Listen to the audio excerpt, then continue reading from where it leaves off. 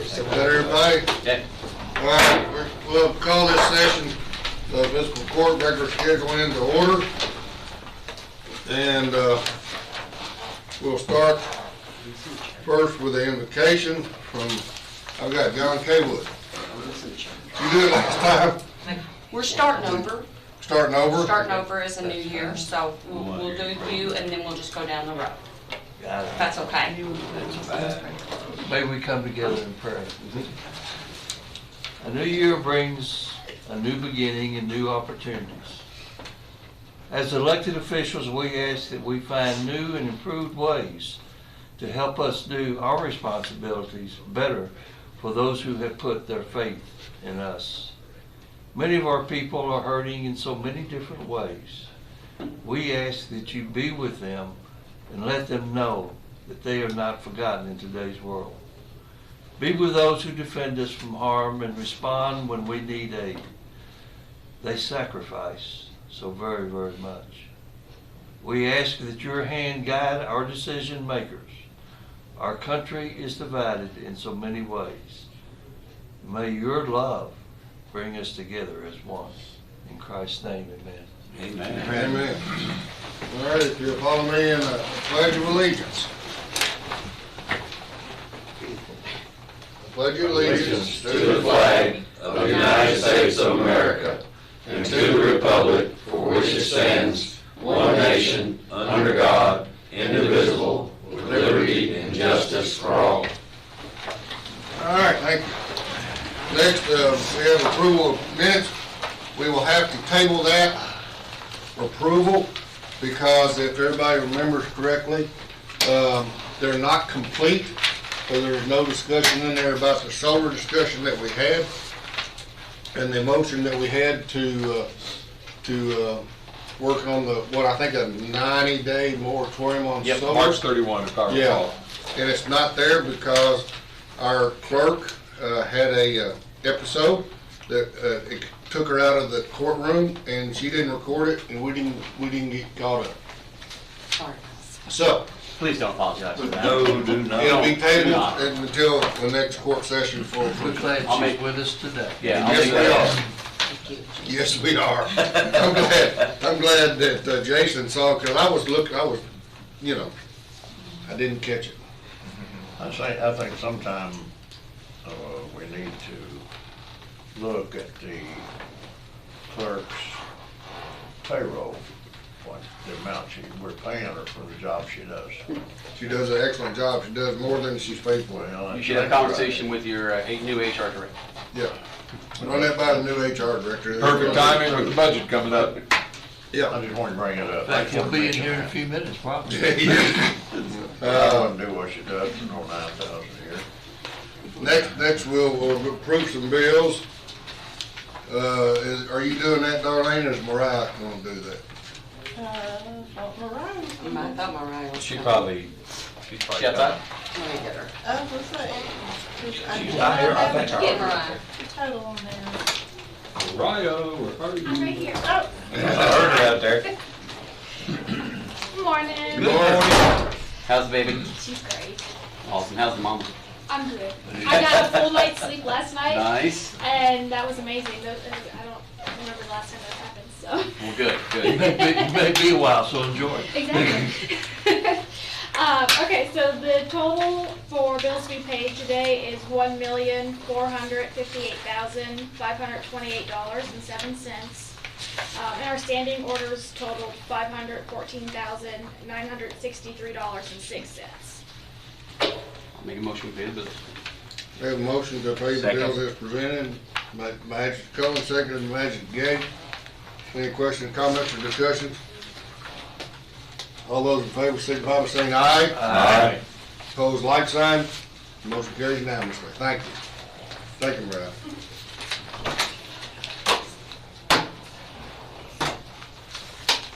Does a tabling of an action to approve the minutes require a vote that everybody? Probably should. confirms. There's no, Wouldn't hurt. there's no I made the downside. motion, so. There's no downside. There's no downside to it, so. I'll second. Is there a motion to table the approval of the minutes? Now By second. Magistrate Cullen and seconded by Magistrate Caywood. Help yourself. Any discussion? All those in favor signify by saying aye. Aye. Opposed, like sign. Motion carries unanimously. Thank you for that, and we'll have those ready for the next court session. Okay, budget transfers and then cash transfers. Okay, budget transfers, I just had a few, one of which I'm looking into. You have a list in front of you. I've got 4 from the general fund, 1 from Public Works, and 1 from EMS to cover maintenance on a vehicle. Move we approve the cash transfer. Second. All right, we have a motion to approve the cash transfer from Magistrate Gaines, second from Magistrate Cullen, and all those, any discussion? All those in favor signify by saying aye. Aye. Opposed, like sign, motion carries unanimously. I really like these, Darlene, thank you. Yeah, I do too. Oh, thank you. The next, I needed to make a transfer.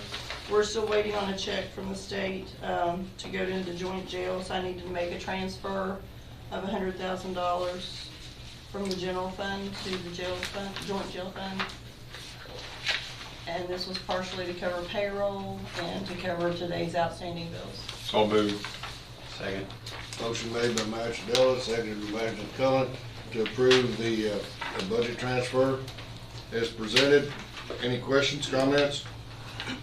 All those in favor signify by saying aye. Aye. Opposed, like sign. Motion carries unanimously. Thank you. All right, that brings us to consent calendar. I'd like to invite Mr. Steve Griffin in. Steve, if you get up there at the podium. And this is, as approved by this body, this is Mr. Steve Griffin, our new HR director. And I am extremely excited to have him. We are in the process of working for a physical location for him. And I did get a PC yesterday. so, and got okay. He's starting to take baby steps on getting it. Is your abacus order? Yeah. But That's right. Steve, tell the court a little bit about yourself. Okay. They've heard your resume, but you know.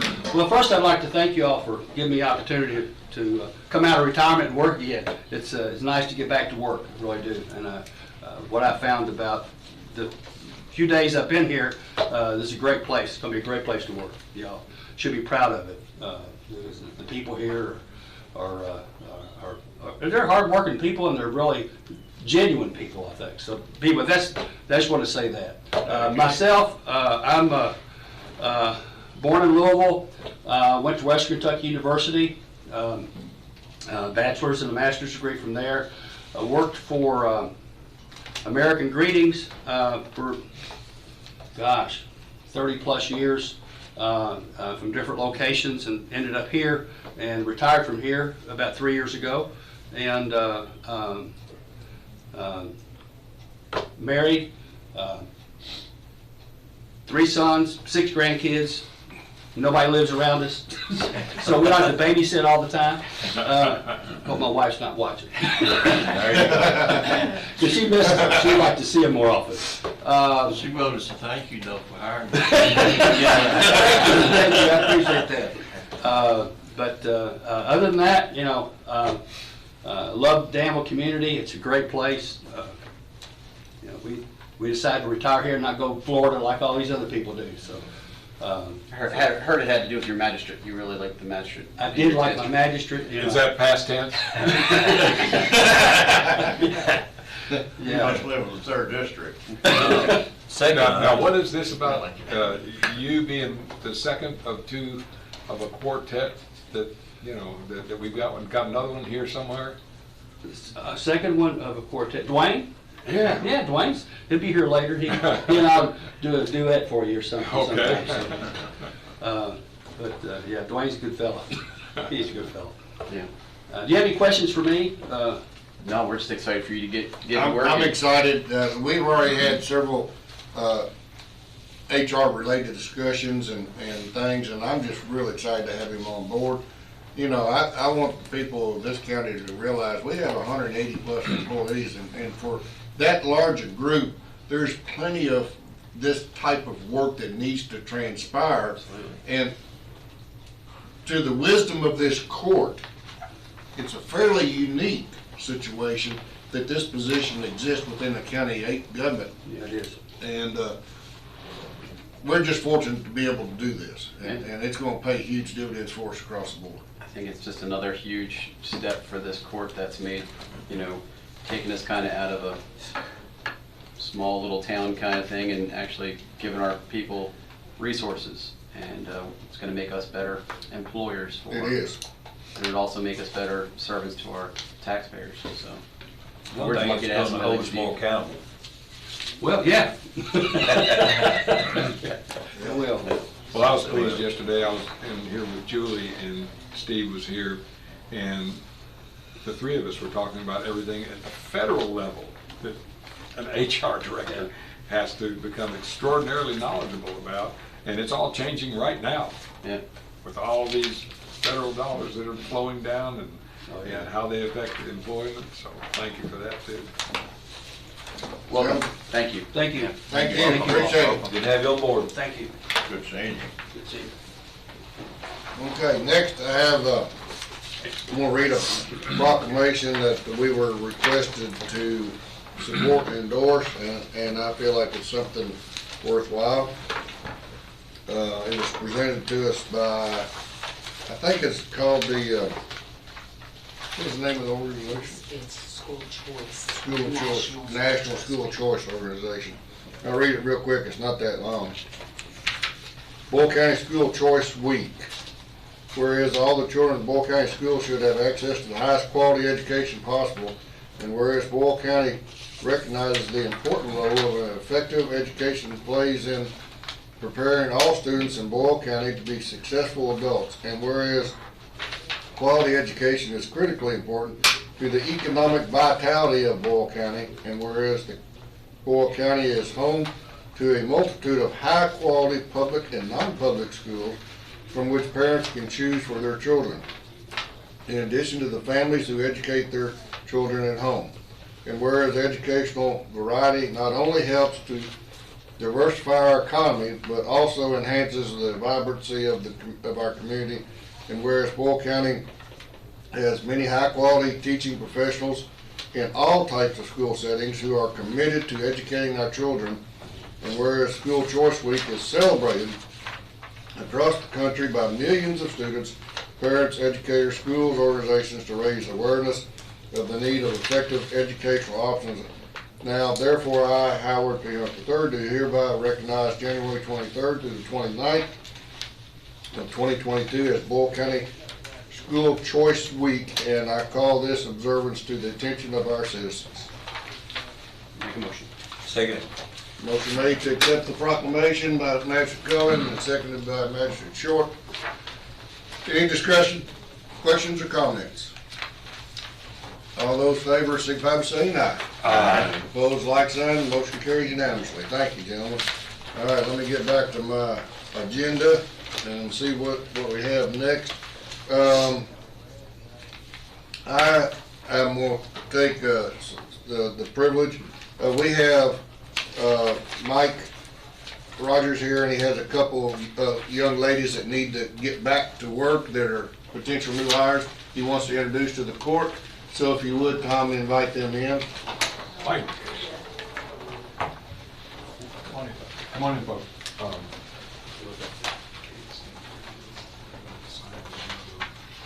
I'll talk to you about it. Yeah. Good morning, Judge. Good morning. First thing we have on the agenda is to consider 2 part-time hires. I apologize, not on the agenda, but we literally just got we did interviews and the drug test and all that stuff was done yesterday, so we just finished it up yesterday, but it's It's Cassandra Williams and Mariah Crouch, that's right. I just want to make sure I didn't miss. Which one's which? Which one's what? Yeah, good idea. Both are EMTs. Both are, will be effective immediately for part-time for $12 an hour. Now, which one's the Crouch lady? You related to Jim? Yeah, that's my father-in-law. That's your father-in-law, okay. What's the full name, Mike? I'm sorry. Mariah Crouch and Cassandra Williams. Not to take away from Sandra, but I want to add on, Mariah had dispatch background for about a year, which I think will be a tremendous help in being involved with REMS, because you've been in one of the roles that plays an important part of the process. Have you been living down south somewhere? No. Different crowd? Well, Springfield. I'm sorry. Anyway, Jim had a daughter or someone that moved to Alabama or somewhere. What was I thinking about? The only daughter he has is Jennifer, and she's in Walden. You talking about the paramedic, right? Yeah, Jim Crouch, paramedic. Did you go to Washington County High School? Mhm. Did you suffer in my classes? I was teaching there. You look familiar. I'll have to think Anyway, hard about it. but we'll get back on track here. I don't think you're that old. Committee, they were introduced to the committee, and the committee approved them this morning.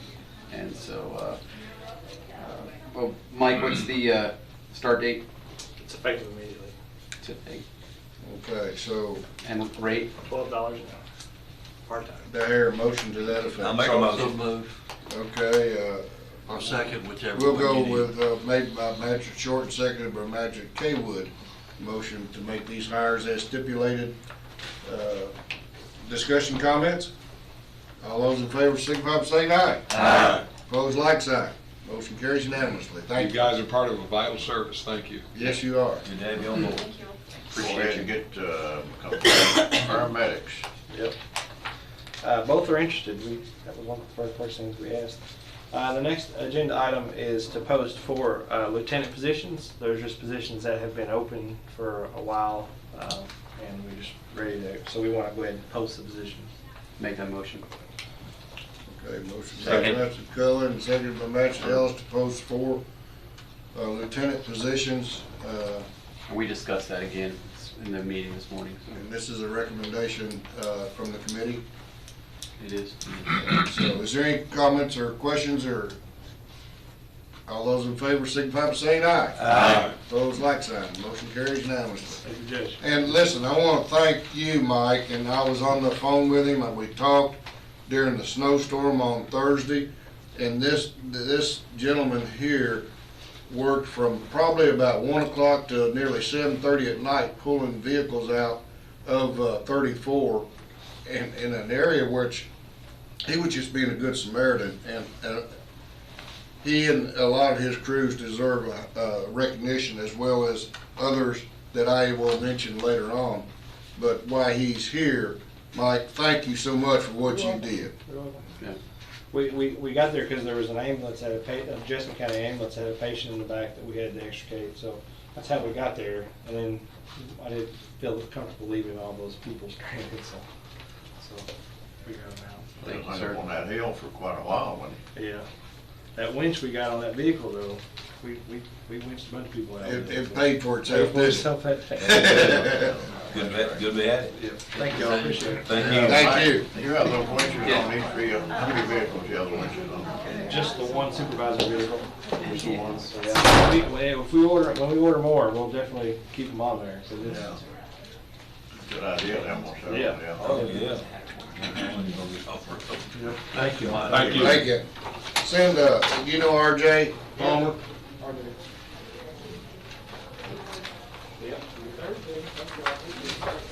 Everybody knows. Look, everybody knows RJ Palmer. What about that? I spoke with RJ yesterday on the phone and told him of a concern that some members of the court had regarding Stites and Harberson's participation with ARPA and the other parties that they are representing. So we had a discussion, and RJ's here to discuss that. Right. First of all, obviously, I'm not with Stites. Right. But I feel like you all are my client, and so when you and I talked, I wanted to come and make sure that everyone understood how this kind of came about. So doing conflict checks has not been as expeditious as I would prefer with Stites, because we have been engaged by obviously a number of counties and municipalities, and then we find out some weeks after that there is a conflict, and that's what happened here. So the short of it is, there's an attorney in their Louisville office who represents McKesson, who is the pharmaceutical on the other side of the opioid litigation that you and many counties are involved in. So in order for them to continue to represent you, they have to notify you of that conflict, and you have to waive that conflict. They also have to notify McKesson of the conflict, and McKesson has to waive the conflict. McKesson has done that. There obviously are firewalls in place. There's no information shared between the two attorneys. One's in the Louisville office, ours are in the Lexington office. The two issues are completely unrelated. I feel comfortable that Megan and Daniel at Stites will continue to represent the best interest of the county, but it does require you all to acknowledge that there is a conflict and to waive the conflict to continue with their representation. As I told you on the phone, the one statement in the letter dated December 15th that is kind of bothersome to me is, if a conflict arises, you understand that Stites may, didn't say will, may need to withdraw from its representation of Boyle County, and that Stites' withdrawal will not preclude its continued representation of McKesson. Even if we sign the waiver, they may still do it. Right. I don't anticipate that will happen, but that you're correct, that is, and Chris may be more apt at this than me, but I think that's kind of maybe some legalese that they have to include, so that if something were to arise, they have notified you that they're going to have an out. Right. I mean, I guess it's just up to you all. I mean, I told you I think it's okay, but it's, you know, some of the magistrates were like, well, maybe we should pursue a different avenue. So I mean, I'm not a voting member of the fiscal court, so I can just advise you accordingly. I mean, it happens a lot, and you represent how many counties in this? We're representing, I believe, 56 counties now in this, and I misspoke with you yesterday. The list of 29 was what was left. There have already been, I think, 12 counties who have signed the waiver. We've got about 26 now that are still kind of in the same process that you all are, of considering it, taking it before the court. Only one that you represent in ARPA has chosen a different route. Correct. And that conflict was different. That wasn't the opioid conflict. That conflict, they had Stites had an attorney in Louisville who was engaged with a citizen who was contemplating suing the county. So that conflict was different. And that county decided, we're not going to do this. If they represent somebody who's potentially going to sue us, we're going a different direction. So we were forced at that point to find an alternative, and we have done that. So we have another law firm that we have partnered with for instances where counties are not comfortable or don't want to move forward. Kentucky or Louisville, or where's that other firm? It's Sturgill Turner out of Lexington. Judge, I think I was one of the most outspoken in our meeting a couple of weeks ago, familiar with these kinds of issues, but I'm also very familiar with Stites and Harberson, and I have all the trust in the world with them. I guess my only concern is we've got two critical issues. The most costly issue is the opioid, and if the train's left the station and we're way down the track on that, and all of a sudden we don't have them on this issue, I'm trying to balance out the two, having great trust and faith in Stites and Harberson, but that may clause gives them It's a an may out. clause, but I think the that, council will have to tell me what that really means. I don't. I think that that's not uncommon, and I'm not an attorney I think you're either, right. but I think that's not uncommon. And in large law firms like this, it's also not uncommon to have these conflict issues, you know. I'm sure it's not the first time it's happened. No, in large law firms, they're gonna have multiple clients working on multiple issues, and so, you know, it's unfortunate that it didn't get identified sooner, as RJ was pointing out. Yeah, that's Because right. they also, most of the large law firms have a whole department, a lot of times, that does nothing but look for the Evaluate. conflicts. I mean, even in And- small law firms, like I had a one-person law firm, I had that arise, and then think of a law firm that employs, I don't know how many. Hundreds of people. Hundreds of people. But you already have another firm set up. Mhm. I You mean, could have the same issues with that firm, though. as Right, well. we'll have to go through the same process with them. I'll make a motion, we waive it. I second that. We have a Jamie motion on. to sign the Stites and Harberson waiver agreement on this conflict made by Patrick Sammons and seconded by Magistrate Gay. Now we can discuss it, yes. This opioid settlement is tens of millions of dollars in this Commonwealth of Kentucky. And that's where I have reservations.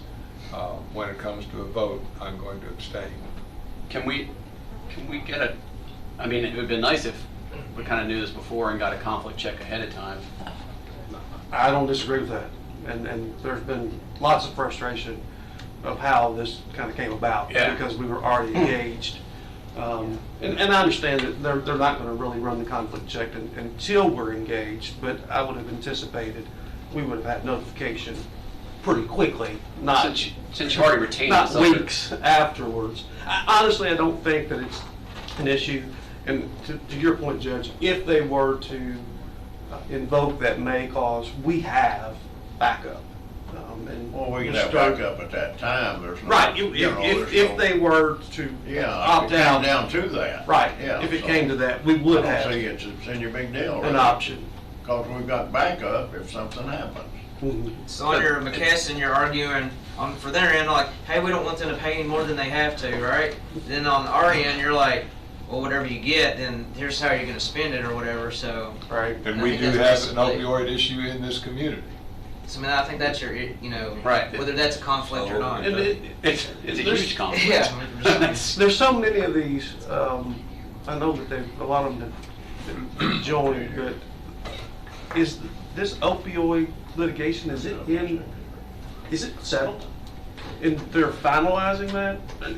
I don't know, because I don't know, there's so many of It's them. not. You hear some different things, like you hear like, hey, they were gonna settle this one, and then the judge didn't approve this because it was letting somebody off the hook or something where you couldn't fall. And that's kind of really from my own, So- because I can't keep up, I can't figure it Individual out. claims. So kind of what I want to circle back to what I started to say was, can we, I mean, you've already hired this other counsel, right, to represent at least one other county? But not in ARPA, not in ARPA.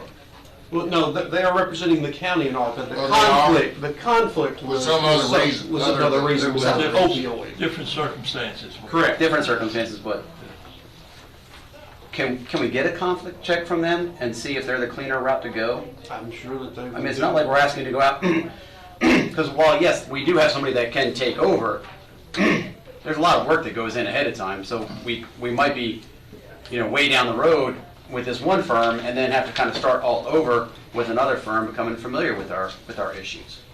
So it'd be nice just to kind of get a conflict check from them, and if that's the thing, we just kind of start clean. I mean, do we really want to have one more thing to worry about? One more issue? I think we're making too big a deal out of nothing. Well, I think we have too much money on the line to not Yeah. make a big deal out My of God, it. he's selling us, if it comes down to it, we've got a backup, what else do you want? The Stites and the Harbersons have represented this county and forever. Okay. All right? I think they've had a relationship, but I'm not With exactly Cape, sure. with the, They definitely have a relationship with Keiko. yeah. Yeah. What's Keiko's stance on this conflict? They're They haven't known that they're one? neutral. I don't know how aware of it they really are. Because, as I talked to you yesterday, they had notified us that there was a number of conflicts that didn't initially get identified. And they told us they were going to be contacting you. I didn't know when that was going to happen or how that was going to happen exactly. So, and I have to actually go back to the Quest, as I did yesterday, to get the correspondence that they sent to you, which is a little frustrating on my side. I get the attorney-client relationship, but, again, I view this as you are my client. So I want to know what's going on. I want to know what's going on. Yeah. Which kind of gives me some reservations right there as well. They're not communicating well with you, who technically, is a client. They get a little squirrely on the attorney-client stuff from time to time, but I think we have remedied that, and now it's just a matter of folks doing exactly what we are. I would ask that we hold off on doing anything until we get the conflict check. We got a motion second on the floor. I call for the question. Well, you can call all you want, but I still was talking. So. Well, I mean, if you're smart about it. This is like the 4th time I've been cut off trying to ask a question. So anyway, what's the question? Question was simply, can we get the conflict check for this other one, and then we have 2 options to go with, and then we just figure it from there. I'm happy to ask Sturgill Turner to run a conflict check. I'm assuming they will do that. I wouldn't foresee that would be the issue. The only thing I would tell you, either way, well, actually, it will take us a little more time, right? And we're working through and I'm trying to work through the Parksville water right now. So just be aware of that. And then again, this is your all's decision. I'm comfortable either way, but just know that will slow us down a bit. Would it speed us up if we go ahead and vote for this? Would it speed up anything? It'll just keep it on track. Keep it on track. That's going on for that review of the Parksville Water District's processes and procedures. Right. Because until to meet Treasury standard. Until they receive the conflict waiver, they actually can't provide you legal advice. So that's what they're waiting for. So that would hold the project up, would it not? So it would. And I don't, having sat in on that, I don't think we want to hold that project up. And for an indeterminate amount of time, because we can't really force that issue. It could be a week. It could be a couple, 3 months. I would hope that they would be responsive. Have we gotten all of the bids back on? The bids, yeah. Where are we at with the bids of Parksville? Are we even in that stage where we can give them money right now? I have asked for the procurement process for how they procured the engineer from the water district, and I don't have that yet, but I will send that to Stites, but they won't review that until this is done, or I send it to somebody else for their review. So we are in process of getting that approved. So once we get the engineer contract approved, then they'll bid out the full project for construction. So, and then we'll get that approved. So that's kind of the process of how the approvals would work for this particular project. I'm very impressed with the need to move forward with Parksville's water district. At the same time, we meet in 2 weeks, and surely the alternative firm could get back to us long before we're meeting again. If the technical processes, the engineering processes are underway and moving forward, I don't see a 2-week delay being an impediment, and I'd feel comfortable voting favorably if, in fact, that were to transpire. All right, anybody else? We'll have a vote on the motion, which is to extend the waiver, to sign the waiver agreement with Stites and Harberson. All those in favor, raise your right hand.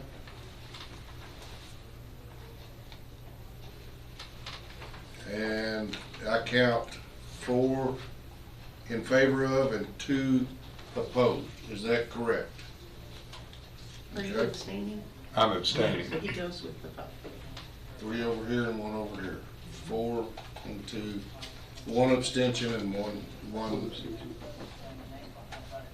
It would be in the negative. So, by my math, it passes to sign the waiver with Stites and Harberson. Judge, how would you vote for that? It boils down to an ideological concern, and not a concern, but a feeling that we could be potentially helping benefit a company that is defending somewhere else in the world against what we want to pursue in opposition to their efforts. It's whether or not our providing them with a financial compensation for doing a good job is counterproductive to our other interest in the world. That's what it kind of boils down to me. Should ask Kathy Miles that question when she comes in. I thought that same thing, Magistrate Cullen. All the harm that that company's done to this country and this.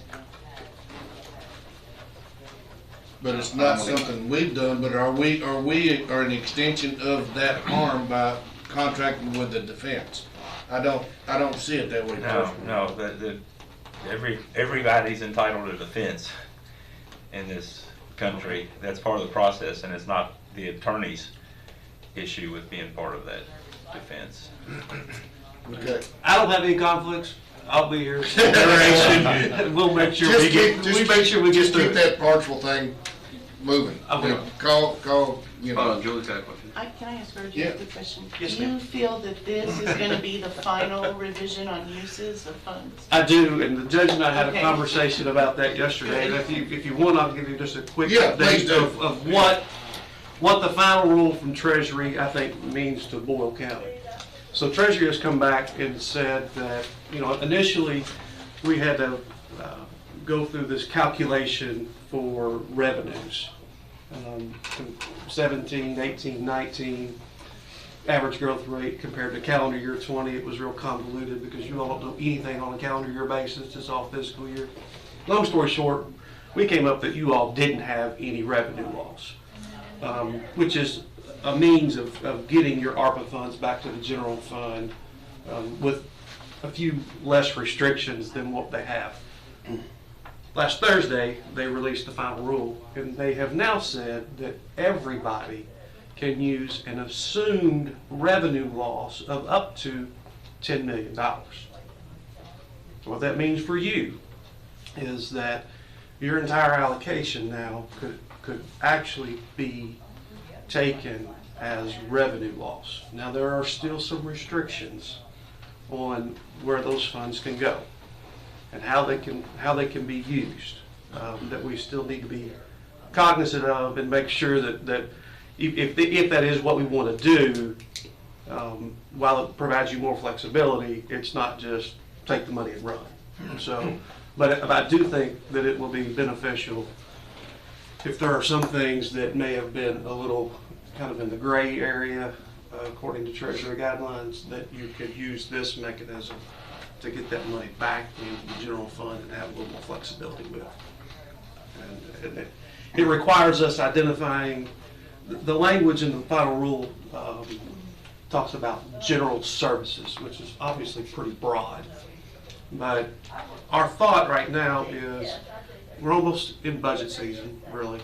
So as you prepare your 23 budget, we can identify general service expenses in the budget that we would quote unquote allocate our revenue loss to. And then in essence, it would free up those other general fund dollars to do some things that maybe weren't permitted in the final rule. So if we have a department that has been significantly burdened by the virus, we could make a case to shoot some money over to them to mitigate the overwhelming rush of just calls and... Yes, Okay. you could. The one thing that you have to be aware of there is how they're going to use the money. if it is for premium pay, for instance. What about capital improvements? Capital improvements. Bricks and mortar, vehicles? Capital improvements, it appears are going to be okay. We're still working through the final rule. Stites is actually to give us a summary so we can share that with you. But it appears that bricks and mortar That's the in way I some read it. form or fashion is going to be allowed. That's the way I read it. I Yeah, just wanted you and to- roads Yeah. is one of the big things that a lot of my counties are interested in. So there's now 4 areas, Yes. 4 areas now that we're gonna be able to, Mhm. okay. I Yeah. wanna make sure I read it the way you read it. Yeah. So, and again, I'm waiting for a summary so that I will send that to you as soon as we It have looks it. like this goes into effect April 1st. It goes into effect April 1st. That's what I thought. So the interim rule is, it's kind of, I'll leave it to the federal government, I guess. But, so it goes into effect April 1st, so the interim rule is in effect now. But they tell you that if you spend it according to the final rule during the interim time period, you're okay. It's a little convoluted to me. Whatever. Don't make it complicated. They're making it complicated for me, Phil. We're used to using the insurance business, usually KISS form, we'll keep it simple, stupid. They should, they didn't, but I think they did simplify it. It just didn't, they didn't do what they did with the CARES money and just say, just take it. But they did give you a lot more flexibility, so, and I think it'll be positive. All right, does anybody got anything else for RJ while he's here? Good seeing you, RJ. It's good to see you. Thank you for coming over today, appreciate you. You're welcome, anytime you Thank need me, just let me know. All right, And thank you. once you sign that, if you'll just email it to me, Yes, sir. that'd be perfect. Good deal. Thank you all. Thank you. All right, Miss Mimi Becker is next.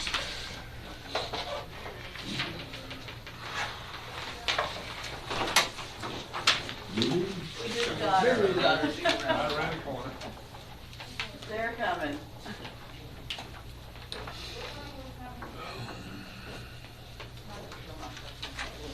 Yeah, right. It'll be just fine. They're coming.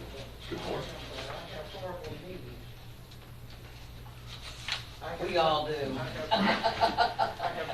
Good morning. Yeah, David Well, is if they're 100-year-olds, you look good for 100 not quite 100. Good morning. Good morning. Good morning. Thank you for having us. I'm Mimi, if you don't know who I am. I'm Mimi Becker with the Arts Commission, and I wanted to introduce to you our Arts Citizens of the Year, just a little bit of history. The Arts Commission has been designating a person or persons annually since 2004. It all sort of started that we would do it at our annual meeting. Well, that was like in the schoolroom. Think about that, Constitution Square, just this little room, and nobody ever was there. So a couple of years ago, we started going to the City Commission and making the presentation at the City Commission meeting. And so I thought, hey, let's bring you guys in on the act. So I wanted to introduce to you the Art Citizens of the Year for 2021. We have Gaynella McGuire. I'm sure many of you know Gaynella. She has been a member of this community for many, many years. And she was selected, the short of it is, for the program that she saw to it that it got going for giving grants to the high schools for special art projects. I mentioned that to you, I think, when I made my annual report. This year, the money that is going to Boyle County is to create a piece of fabric sculpture in the new Arts Center, in the lobby. So they did not have funding for that, and so the Arts Commission, with the Louise Wilkinson money that Gaynella has shepherded along, is funding that project. David Walden, David is lives in Danville, but his business is what used to be the Wilder Funeral Home is now the Walden Funeral Home. I always joke about how long is it in a small town you get to have your own thing, your own house, your own business, whatever. So David was selected for a number of reasons. He's an avid supporter of local art, but in particular, David stepped up and during the summers, the last 2 summers, provided complete funding for our projects in Paravel, for the children of Paravel, and then in Junction City as well, to have art supplies and books through the summer when a lot of the summer camps couldn't exist. So we are very grateful to David for stepping up to provide that funding. We're looking for even more projects in both Junction City and Parable, which I'll be happy to tell you about at a later date. But we're excited that these two people are our Arts Citizens of the Year for 2021. And thankfully, they're here. Congratulations.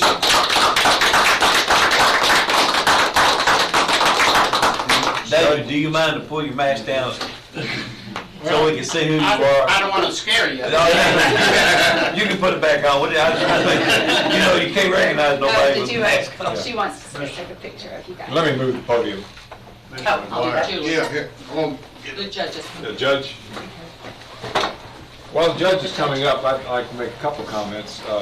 David's a neighbor. We're Gideons together, and I appreciate everything that you do that these folks don't have any clue to. So thanks for the full spectrum of what you do. And I'm intrigued, either lady, being fabric, are we thinking this might be a quilt where many hands could? Many hands are doing it. The piece is modeled after a woman who is basically, I think, from the University of Kentucky. It is going to be created by over 100 people, but they're individual pieces. It's very unusual. When they first started dreaming what they could put in the lobby of the Art Center, they thought about this person, and the pieces were like, $18,000. So they thought, can't do that, plus it's not necessarily. So they came up with a way to do it, and we're funding that. Well, many people don't know that Paducah, Kentucky is the quilt capital of the United States. Yes, it is. And to have a quilt with many, many hands working on it in this community will put us more on the map as well. Well, So congratulations, thank you. My mother did Get quilts the all cleaning guys. her life. This piece will be not quite as quilty as you think. She did everything by hand. Yeah. Little sticks. Okay, you ready? 1, 2, 3. Got it. Thank you. I am so glad that you all are here today, and congratulations on this honor of being the Art Citizen of the Year. And Mimi, thank you for your continued work throughout the city and the county of Boyle and what you bring and help us to be a well-rounded county in all respects to recognize the art accomplishments of our local citizenry. Thank you. Thank you. Thank you, guys. See you all next year. Thank you. Congratulations. Thank you. Congratulations.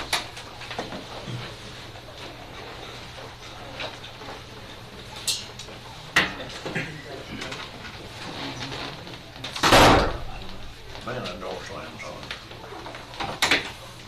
All right, Miss Kathy, come on. I'm not speaking. Morning. Good morning. I'm gonna take this off. Please. Because you won't be able to hear me. Well, I don't. Well, Happy New Year to everybody. I think I know everybody in here, but I'm Kathy Miles, and I think you all know about the work of ASAP. And we've been in existence since 2000, and we have to do prevention, education, work on enforcement initiatives, treatment and harm reduction related to tobacco use, alcohol, misuse and addiction, and legal and illegal drug use and addiction. I was here at this time last year. I looked at my notes. I was here on January 12th. And we were all hoping then that we were maybe beginning to look back on COVID. Because we knew it was affecting our work so much, and certainly it's affected y'all's work. But no, that was not the case. And so I brought for you the our annual report. I sent it ahead of time, and so you can look at that. There were things we didn't get to do that we should have done this past year. It was a challenge to do some of the things, and we didn't get to do some of them. I want to give you some basics about the year real quickly, and then I want to just lift up 4 things that are issues that affect us and y'all. They're very much interfaced with the work that you're doing. So we had regular meetings, we met by Zoom, we had excellent participation for this year. That was not true for a lot of our similar organizations across the state, but I can't say enough about everybody who. We even had new members during this past year. We had lots of attendance and hard work. I want to say thank you to John Caywood, who continues to serve on our board, Thank you to Magistrate Ellis and Missy for often attending when you can. People really notice that and appreciate that. Because there's no equivalent group in Boyle County that looks at just mental health issues, we have found in the last few years more and more we're also addressing those issues in our work and in program initiatives. And it makes sense because the more we know about substance use disorder, the more we knew that most people who have one have the other. Most people who have substance use disorder also have co-occurring mental health problems. We were much facilitated this year by the financial resources and the staffing from the UK, the big mega grant, the NIH grant. More about that later. Kentucky Office of Drug Control Policy recorded 12 overdose deaths for Boyle County residents in the calendar year of 2020. Now that's people who live in Boyle County, not the number of people who died here. Because of course we have a regional hospital and that adds to numbers usually. Most of y'all may have read recently that national statistics were released on national overdoses from April 2020 to April 21. It was the most ever overdose deaths we've had in America for a 12-month period. So we're gonna watch closely what we find out about Boyle for 2021, but I don't have those. Those stats are not available yet. Fentanyl showed up in the state stats as it did across the country as a major contributor of overdose deaths. Majority of those deaths in Kentucky had fentanyl combined with another substance. So we have, as is true in most places, I'm sure Chris can affirm this, we have polysubstance users typically. People are not just doing one. And so the other drugs were also involved. Kathy? Yes, sir. It's just so bizarre to me that those who would push drugs onto society would somehow be getting fentanyl in the formula. That seems counterproductive. What is the rationale that it is appearing from those who are benefiting if they can continue to go with the drugs we've seen? I mean, why do they sell it? Why would they put? You and I've had this conversation. It's just bizarre. It's pushed as a good high, and if you live through that, I guess you could look back and say that, but many people don't. So fentanyl is more than 50 times stronger than heroin. And so here's a really chilling one that some of y'all may not have heard. The DEA issued an alert on the end of September of 21 to warn about the counterfeit pills that look like opioid medications. I just had a conversation 5 minutes ago with EMS about this locally. 2 out of every 5 of those counterfeit pills that have been tested indicate a lethal dose of fentanyl. So it can kill you. And this is a risk to our law enforcement. Oh man, yes. And this is chilling, so let me give you this quote. The DEA is warning about how common these pills are, and that they're being sold on the internet through social media. And this was the quote from one of their officials, and I quote them. "If you have a smartphone and you're sitting on the sofa at home, your drug dealer is right there in your hands," end quote. So it's not just on the, we all think about on the street, but it's not just on the street. We're also finding that a lot of these mental health problems are related to the meth that is on the street, the P2P meth, which is not the same as the old meth people used to make around here. It affects the brain much faster, and people are looking psychotic, and they are psychotic at the time, whether it's going to last or whether their brains are going to go back to normal. For some of them is still yet to be determined. But when you hear your law enforcement people talking about how many people it takes to manage those kind of psychotic-like episodes, you're talking about the effects of a wide variety of drugs that we're just beginning to study, some of them. So we're, bless their hearts, our law enforcement folks are out there dealing with stuff that we totally don't understand yet. The drugs have gotten ahead of the research. So, with that being said, I want to lift up 4 issues for y'all that are important to you and are important to us, and tell you kind of where we are with them, and encourage you to think about some of these. The first one is the UK grant, known as the Healing Community Study. We have benefited so much from those resources in the last year. And I think y'all are well aware of some of those benefits. The naloxone or Narcan has been given out at the detention center as people leave. The quick response team is following up with overdoses in our county, something we have wanted for some time. At the end of last week, the Healing Communities folks said that they've given out over 2,000 naloxone kits. That means they're paying for those. That's a lot of money. And we know that they're being used. Our first responders say when we go on a call, we often find now that people have already been Narcaned because the families had the Narcan or the friends. And so we believe, and UK keeps telling us, we believe that our numbers would have been higher in Boyle County of overdose deaths had we not had this resource. At the end of last week, Jada Nylander on that quick response team reported that she had visited 41 families for follow-up visits after an overdose, and 7 families she visited after a mental health crisis. So she is making those contacts and building those relationships and referring people to resources. Those are really beneficial things that a lot of other communities across the country have done for some time, and we've wanted it. Now, this is not good news. The grant's going to end June 30th of this year unless something unforeseen happens, and I've not been told that's going to happen at this point.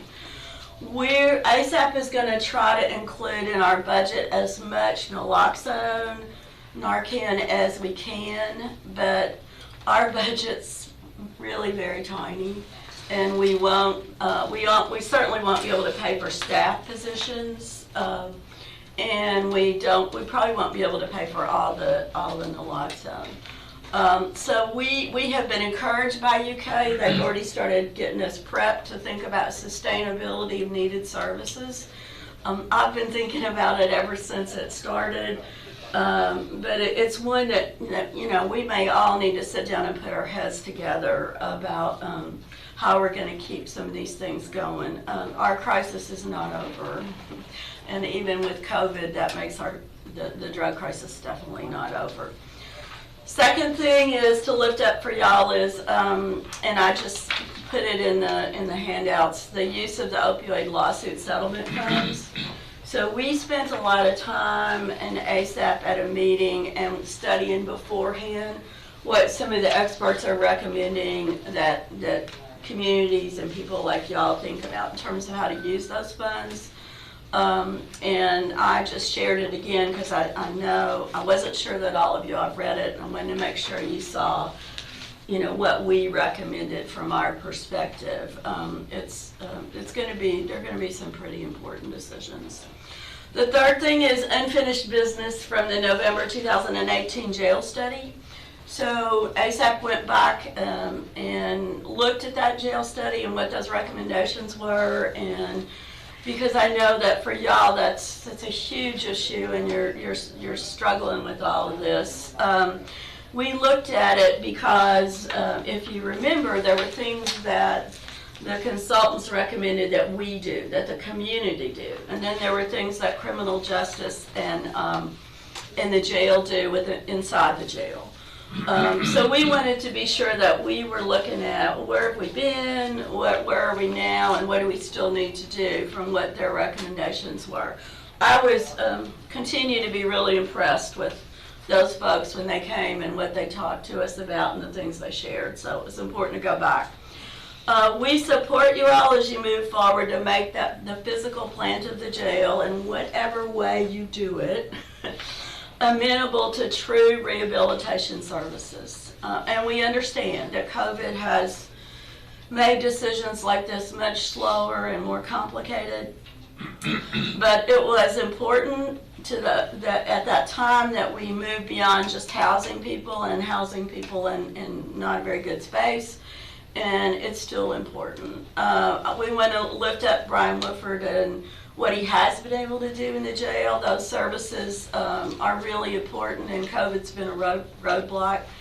But the physical plant still makes it very hard to do the kind of services that, as well as volunteers, as well as bringing in where volunteers can do what they can do best. The physical plant doesn't allow for that very well. Secondly is the CJCC. It needs to be brought back and begin meeting again. It was planned to be the outside eyes and ears of whether the jail is moving in the right direction. All of us need those outside eyes and ears. That's one reason why I come and talk to y'all. So you can say, hey, why haven't you done this or that? That's what community collaboration is supposed to be about. And that it's essentially the CJCC was to be our continuous quality improvement part of the jail system. We also applaud the fact, and we have advocated for it for years now, that it looks like we are going to have a real AOC approved drug court. Many of y'all know that was on the list for the jail study, and we were talking about it in ASAP even before they recommended it. It's been a huge, it's a lack in our community, and we're excited it's going to happen. And we are going to help leaders in the community understand the benefits of it. So we're going to be hosting probably a lunch event where you all can learn about it, and Chris and the judge and people can talk about what the benefits of it are. Other communities know what these are, and it's too bad we haven't had it sooner. And then the last thing is we looked at our community part. We do have a lot more treatment and recovery resources now in 2022 than we had in 2018. That includes things like sober living, recovery housing, new services in Boyle, like Isaiah House's new services that are located here, more accessibility for medication for opioid use disorder, more second chance employers. Now, the employment situation has kind of helped with that because people are so desperate for employees, but we do have more second chance employers without question. We have a Parents of Addicted Loved Ones group, we have smart recovery groups, we have a new NA group.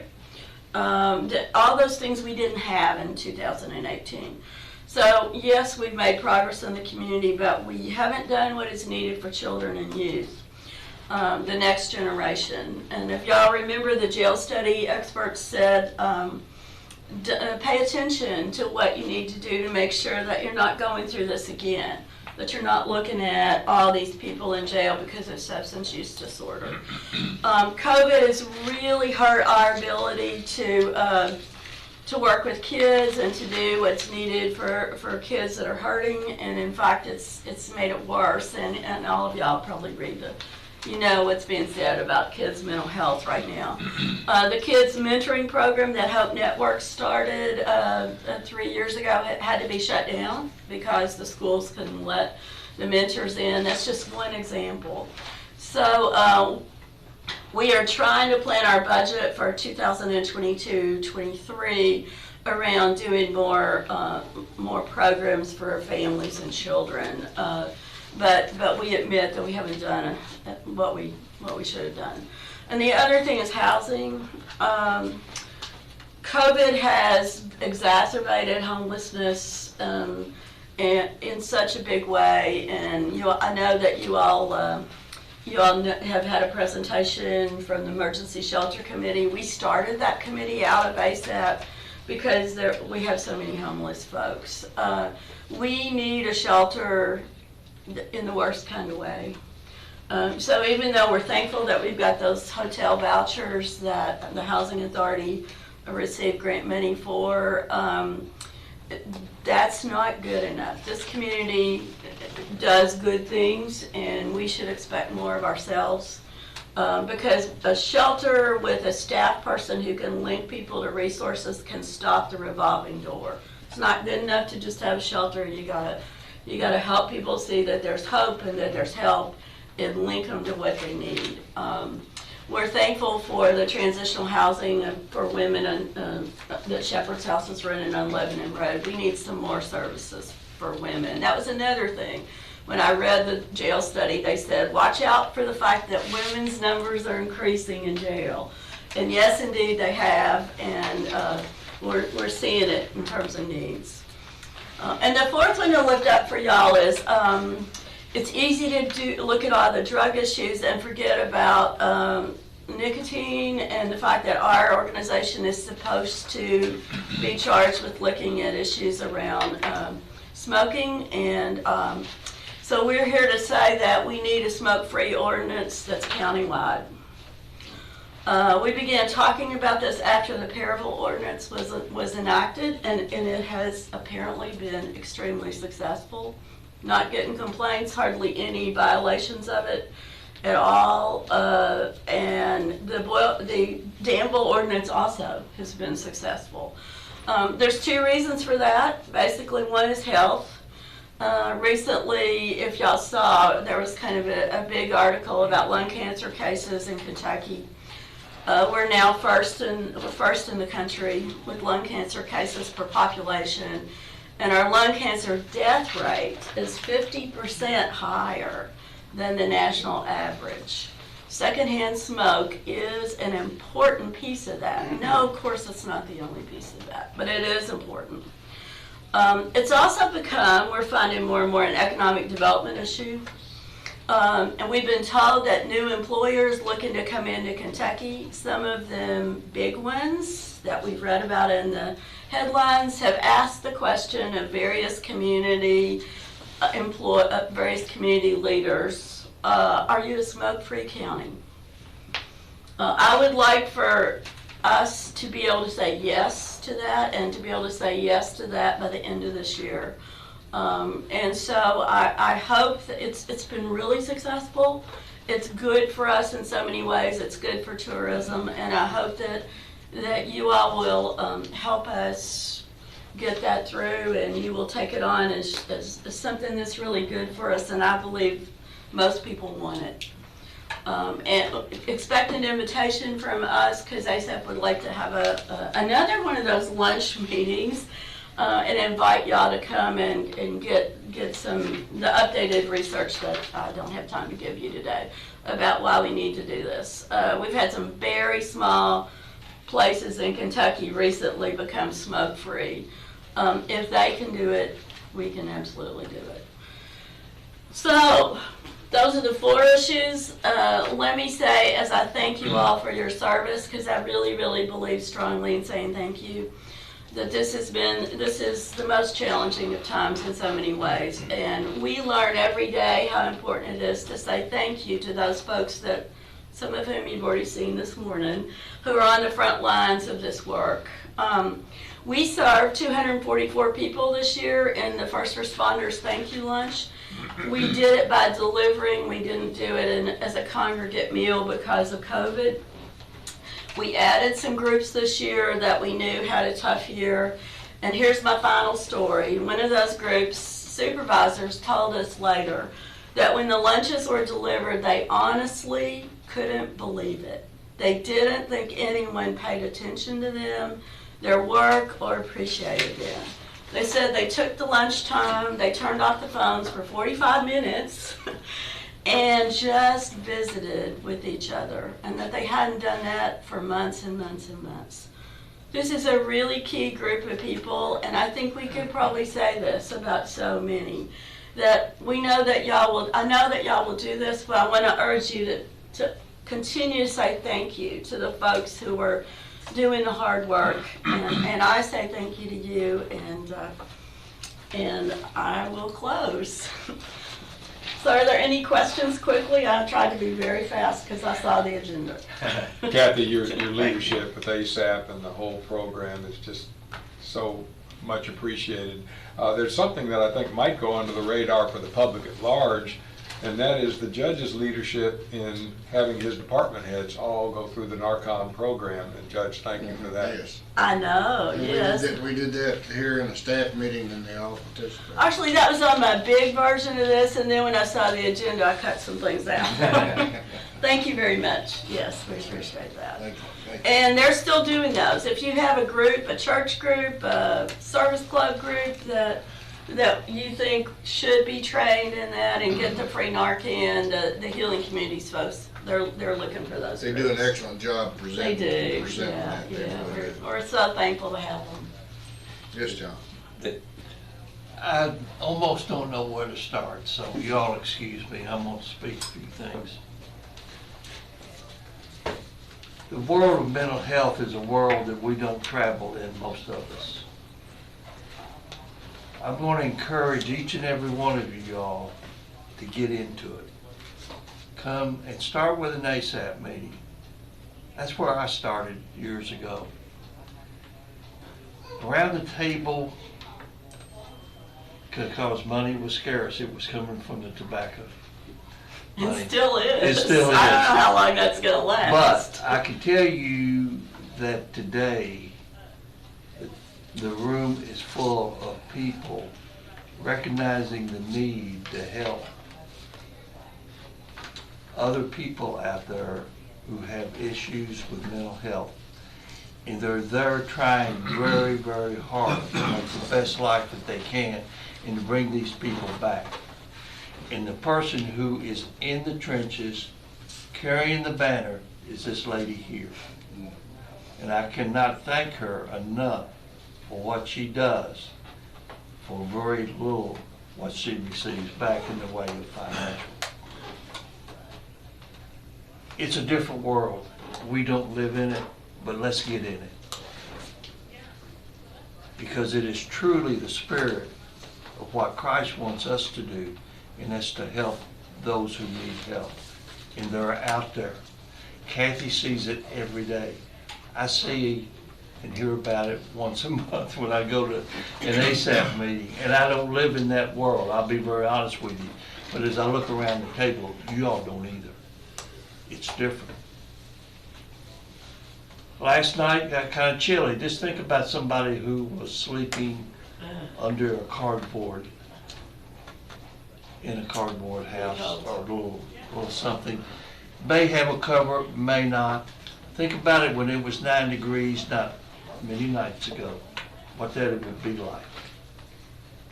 And that's all you've got, folks. It's what you carry on your back. Get in that world, because that's our responsibility in the leadership positions that we each carry. Kathy, thank you so much for what you do. Thank you. It's a we and not an I. You've heard me say that so many times. We're so blessed to have all of you all to live in a community where people step up. And we have some adjoining counties, I'll tell you, where people don't step up. But people do it, and I'm so thankful. You don't understand that world unless you come to Kathy's meeting and get in the trenches. Then you see those great people in recovery who are just such a great example of you can get better. You can be in recovery. You can contribute. Kathy, one thing that really bothers me, both you and John mentioned mental health issue. We have so many veterans that are struggling with mental health and also homeless. So, I think it'd be wonderful if we had some kind of shelter, and more or less if we just did it for the veterans, because we've got judges, or 3 of us here are veterans, Judge, myself and John, and we know you can call over to the VA, and before you even can make an appointment or anything, you go through this, telling you if you got a mental health issue or so, to dial such and such number, because it's such a problem anymore. Yeah. And it's getting worse, and these guys, and the suicide rate just comes from that, and it's really skyrocketed in the last 2 or 3 years. Yeah, just had a Veterans Administration person reach out to me who wants to get involved. He's kind of a regional person, and he wants to get involved and know what's going on here and what isn't going on here. I don't know that we could afford to do a separate veterans shelter for this area, but we sure as heck need to be sure that we have linkages to all those veteran services in a shelter for the veterans, because a lot of people just don't know we have what we have. And then for some people in our area, y'all know this, I'm sure, they don't want to go to Lexington for stuff. That's true for domestic violence, that's true for veterans issues, that's true for homelessness. You know, we have homelessness services in Lexington, but either they don't want to go or they don't have transportation. So Boyle County may not seem very far from Lexington to some of us, but it's like a huge distance for some people. Lexington is providing transportation for them if they just find out who they are. Yeah, right. And a lot of times they don't want. I really appreciate your lifting up the veterans issue. It's a tragedy. Yeah, we thank you so much for what you do. I'd like to add one thing. Our school system has got an excellent program for teachers, bus drivers, on keeping us updated on the EpiPen and stuff, how to use. We've got programs every year that we go through to make sure that we, know how to use this, because we've got kids on our buses sometimes, that's got different things and, illnesses and stuff that they got to use these. What about suicide prevention? Did bus drivers get that? Because I kind of think we not to a real big extent, but we do. But we deal with kids mental. I know. Kids every day on our bus that's that's mentally. You're like what we call a gatekeeper. Yeah. Seriously, yeah. I mean, that's you true. see it, You're right. Really, So, that's a but great they do good. Our school does great. and they've got some new services for kids in the schools, some new mental health services, and we're thankful for all those. It seems like it's never enough, but. No, correct me if I'm wrong, but so much of this goes back to the strength of the family unit. Oh, well. Is that correct? Yes, I didn't have time to, there's some new research on adverse childhood experiences, the relationship between those, what we call ACEs, and overdoses and suicides. So those kids who have a multiple list of things we call adverse childhood experiences, like parent incarcerated, parent with untreated substance use disorder, those things, the more of those you have, the more likely those kids are to be the kids with the serious mental health issues, suicide issues, and overdoses. So they're kind of linking it, we all kind of have known that kind of for some time, but it's being linked more, and so, yeah. We gotta do a better job for our kids. We just have to, in supporting our families. Well, I appreciate, and this court appreciates everything you and ASAP do for our community and our county. And, we reached out recently during this recent snowstorm, and Brian Caldwell, our EMA director, and myself worked with Katrina Leathers to open up Centenary United Methodist for a warming center. And I was disappointed that nobody took advantage of it when it got into single digits. I wondered if anybody went.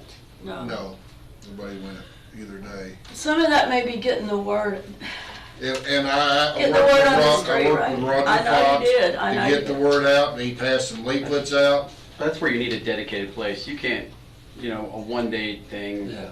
It's going to take too long for them to find out, and by the time they find out, they're already kind of. We need a place that's consistent so that the message is said over. Y'all know you have to tell people hundreds of times some things that we have them available, and then they finally get it. But at least we did look forward and make the opportunity, and we tried to promote it and recruit to it. Through Roger and Shepherd's house to get people out there, but nobody took advantage of it from a warming center. And part of the element might have been that we didn't provide food for them or something. I don't know. I doubt that was. That's kind of what I heard from people out there recruiting, trying to, make the And if public that's aware. so, we need to figure out how to do that in the future, right? Yeah, it's hard to put together in very short It notice sure like that. is. From, from 12 o'clock till 7 p.m. that night, it's hard to put together. But, yes. But thank you for that. That was a fast put together. And we did that for 2 nights.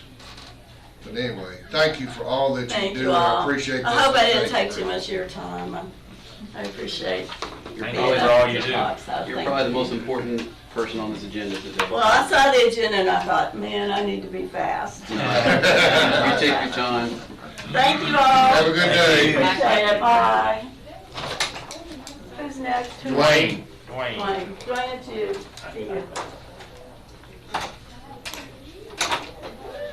Waiting patiently. Dwayne, your job description with Steve on board has increased. He said you're gonna sing to us one day. Yeah. One day. maybe. Do something, brother. Maybe. Ronnie will have to help me. He has an experience in that too. I know. Yeah, a little bit. I have 2 items on the agenda. One is, we took bids back many months ago on a vehicle for Public Works. And Bob Allen was the low bid. And we knew we'd have to wait a little bit until they could place an order, a fleet order.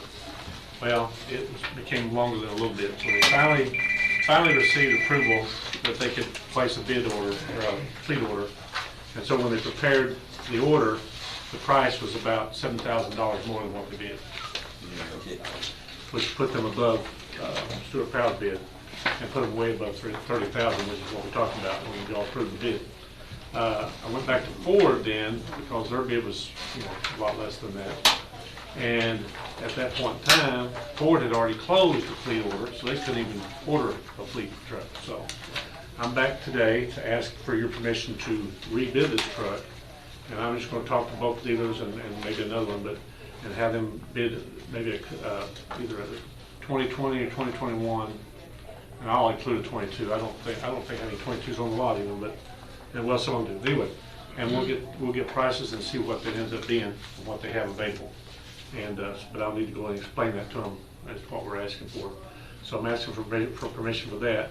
And then I know there's been discussion about a truck for solid waste, and so I would also like to include a bid for their truck, in that we can do it all in one ad, and then you can get prices, and then you can decide from that point what you want to do, with that in that department. But at least we can knock out both of those in one ad. So moved. Second. Okay, motion by Master Caywood, seconded by Master Cullen, to bid for 2 vehicles, 2 trucks. Yes. Based on the presentation just made, one for Public Works and one for Environmental Services. Any comments, questions, or discussions? I'm glad you're including solid waste in that. Well, we've done approved that truck anyway, but the price has increased, so we have to go a different route. Bid again. Yeah. All right, all those in favor, signify by saying aye. Aye. Opposed, like sign. Motion carries unanimously. Thank you. All right. The other item I have, we opened bids yesterday on the hourly rate for equipment, equipment and operator. We had 2 bidders, one from Todd Johnson Contracting and one from the Allen Company. And as we often do in our advertisement, we say that we reserve the right to accept or reject any or all bids.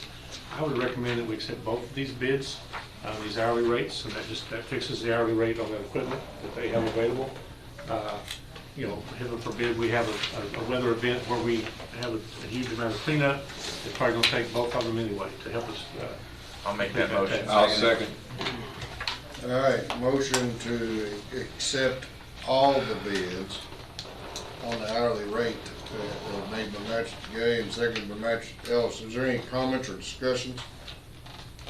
All those in favor? Yes, sir. Go Since it ahead. relates to this snow crisis that we had, I haven't checked my phone, but I bothered Duane probably a dozen times over the long part of the weekend over this, including trees down because of the snow. And I want to convey to Duane and all the crews who are out there our utmost appreciation, because that is the worst tough duty in those brutally cold days and nights. So thank you, and please pass that on. And all the flooding we had too, we appreciate it. Yeah. I went out to the office and Duane can tell you that we were working some issues out there on repairing some vehicles, but they're truly troopers when it comes to doing that job, and they had driven all night doing scraping and salting, and probably turned in about 2 or 3 o'clock in the morning, and came back to work the next morning. We're getting things ready to go again, and so they were out doing their job all night, and we don't see that. We're at home asleep, but they're out there doing their job, and it's much appreciated, Duane, to you and all your staff. And as he will tell you, we got him out there on 34 to help move some vehicles and help clear up that car hauler situation that made a big difference just by getting salt and some scraping going, being able to get traction to get that thing out of there. So that helped immensely. Well, really, they was out scraping roads for the county, for the state. Oh, yeah. I think White Oak didn't get scraped maybe the next day or 2 days after that, but they was out, done had the roads cleared. They're a dedicated crew, and they do a good job. Could you make a comment while we're, that flood on 300, where that water Yes. was up to that truck? One of the reasons why that flood's in there, because of the railroad tile. Correct. The old track that used to go through, that tile stopped up. So I assume they've got that cleared. They have cleared that out. Okay. So that should take care of a lot of that right there. And they did several other culverts up along the road there to help. Yeah, in that area. Because you got 2 creeks runs right in that one spot there. Yeah. But I was there when they was putting the barriers up to keep traffic going through there. But that water was pretty high through that. Yes, up to that mailbox down there in that valley. Did we vote on the motion? I think Not yet. Not yet? Okay, not yet. Is there any other comments on the motion? All those in favor signify by saying aye. Aye. Opposed, like sign. And the motion carries. All right. I think that's it, isn't it? Duane, I have one question. Oh, you got it? Judge. Yeah. Care. Go ahead. I noticed, I don't think we discussed this, and we're gonna have to correct me. On Mike Rogers, under his head in there, had a private driveway that was damaged on NeedMore Lane. Do you know anything about that? Yes. I thought, did he discuss it? We discussed it in committee. We didn't think it needed to be brought up in the court, so that's why we had him leave it off. It's gonna be taken care of. Okay, it's on the agenda, so I didn't know. Yeah. Well, anyway, they managed to get off the driveway a little bit when they were backing in there, so. It wasn't very far off. It wasn't, Yeah, who's done that? You take care No, of it? well, We'll work with Mike them, and Wayne and we have in the together. past, if there's things like that, we'll talk to them, so. Yeah. Okay. Anything Good job. else for Duane? All right, thank you. All right, thank you. Who's next is, Ryan Wofford.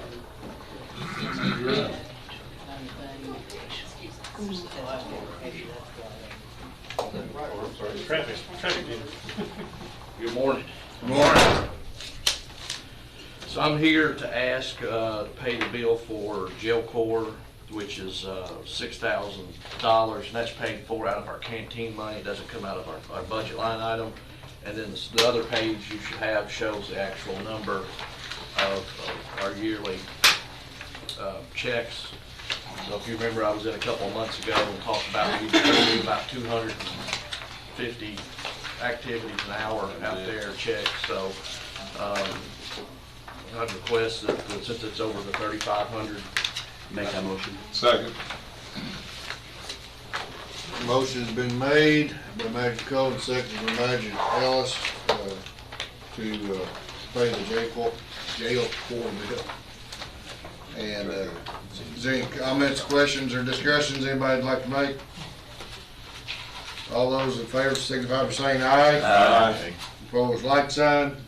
Motion carries unanimously. Thank you. and so our numbers for today is 226. We have 121 for the Department of Corrections. Boyle is 67. Mercer is 38, and I'm housing 2 for other counties, just waiting on them to come pick them up. Also, we're having some problems with one of the heat transfers on the roof, the heat and air units. Matter of fact, I think one of them belongs to us and the other one may either belong to the road department or EMS. I don't know how all that's broke out up there.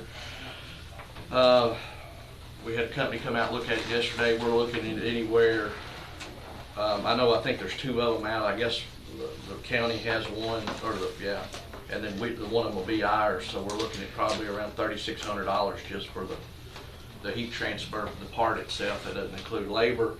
And when he was up there, he looked and he said we probably have 5 or 6 more that could go out at any time as well. So Good time. yeah, so it was cold yesterday. Well, it's gotta be done. So I just wanted you to know. So when you seen the bills, and then he was going to email the bills to Rita, and he was going to put, I guess, the road department, what falls under us. They know which ones are which up there. Yes. He recommended that we may want to pick up a couple extra, but there's 2 different sizes up there. I'm going to have $10,000 tied up that I really don't have in my budget for it, for this one. So I'm just going to wait and get it fixed and see if we go through. And that's, and he's telling us, I don't even know if we can get the parts right now, too. So that's. You seen an increase in take-ins because of the cold, or? We've seen some of the homeless, a couple of those come in. Our numbers are really good. Of course, our county attorney does a great job working with us and keeping people that don't really need to be in there out. But we're pretty good. I think when I did our average, we're running for last year. I think our average daily population was 289. I think so. So we're down for really this time of year because 226. We've got some graduating SAP, and of course before it was spread out. So I think that we're going to pick up 12 this afternoon because when our numbers were down to 4 because of COVID, the state pulled them out. That set everybody on the same schedule. So when they come in 6 months, they graduate in 6 months. So we can't stagger those beds out. So we're going to have to make some trips down to Western Kentucky to pick up 12. Okay. And then also, we've been having some issues with our sewage, the 2 bathrooms. It's in the front lobby, and then they go back to like where our suicide cell and stuff is. We don't know. We may have another crushed line, kind of like we had in the kitchen a couple of years ago, where we had to dig the kitchen floor out, and then on the outside to run a new pipe. We don't know yet. We had a guy that they come in and run the camera and the jet, whatever, and it's going to be like $6,000. So we're trying just to look to see if that's the issue or not, because we keep having problems, and it's different than when they back the toilets up and stuff. It's all solid concrete floor. It is, and it has that what's the metal? Rebuild. No, the pipe, cast iron. So it's old stuff, and we had this happen. That's probably pretty brittle. Yeah, that's why they collapsed, because he rushed out. Yeah. And as far as the concrete, ain't gonna make it collapse, but it just. Yeah, right. Just in the building settling. Yeah, you can see the hallways when you walk through. Age. Yeah, and so we may see some bills on it. So I'm gonna have to move some money around in my budget to cover it, but we're going to try to see if we can do some cheaper options first and see if we can resolve it, but if not, just looking forward. Brian, yesterday Julie and I participated in the KMCA's conference, virtual conference, and I want you to know that both KCO and KMCA are making jail priority. There's a red herring in the budget that's come down that they would give you $4 more, $4 more, getting toward the horrible debt that we have every year for the state inmates that we get. We made sure that J.C. Young knew that we're talking with you and your association as a board member of the Jailers Association, and that Mercer is in sync with us from the meeting that the judge and I had over there at the joint jail recently, that they too. I literally told JC, with all the other participants of the legislative committee on with us, about 15 of us, I told him that it's time to organize like the guys did with their hound dogs about 30 years ago, and impress on the legislators that $4 won't cut it. That we need a lot more help. No, and we have actual. I've got to go to KCO the 27th or what, in the end of 2 weeks for a board meeting. And I'm sure, I haven't seen the agenda yet, but I'm sure that'll be on there. Well, let them know we could get probably the majority of the 78 jails represented by their courts, and we could go hand in hand with them to Yeah, Frankfurt. before Christmas, I'd figured up our cost, our budget, and the way it's done, it's kind of, it can be misleading. I guess it depends on which side you want to look at it at. But with an average daily population of 289, based on our budget, we're looking at $49.50 is what it costs to house. Now, that's not counting, that's the budget. So if we go over on medical and those things, it costs more. So, and the public does not understand that we're subsidizing the state. Right. And we really have no control over it, because the last time they've done contracts, they're like, here it is. And we've kind of just had, had to take it. So, to me, the judge and I talked about this, moving forward, we need to consider what we're going to do on the billing. I know we have a meeting this week with another county that wants to come and talk to us about possibly housing their inmates for them. But right now, there's no way I can do it. One, I don't have the bed space, and two, with the infrastructure I have, you're just putting more pressure on an old system. And, so we really, we need to think about how we want to do this moving forward on who do we want to house, do we want to house for other counties, do we want to, take that burden on, but we need to make sure that it's not costing, the Boyle County taxpayers are not subsidizing another county, because we're already having to do it for the state. And so we need to make sure we protect taxpayers here first. Before Brian gets away, you need to know the community services that you might not be aware of that he participates in. And 5:30 or 6 tonight? Because I've got both. 6. Okay. Brian and Harold Edwards, both incredible historians, I bet most of you did not know that, will be making a presentation at the library tonight at 6 o'clock. And I, for one, will be there early to make sure I get a seat. It's going to be a great thing about genealogy, about the history, and I'm really looking forward to it. Harold and I host a podcast together on common history, and it's amazing. We have people from all over the world that you would never think of that listen to it there. So it's a lot of fun. Yeah. Well, Brian and I talk quite a bit, and it is not far from my daily focus on what we can do to help improve and update the jail detention center infrastructure. Yesterday, I went on 2 separate times.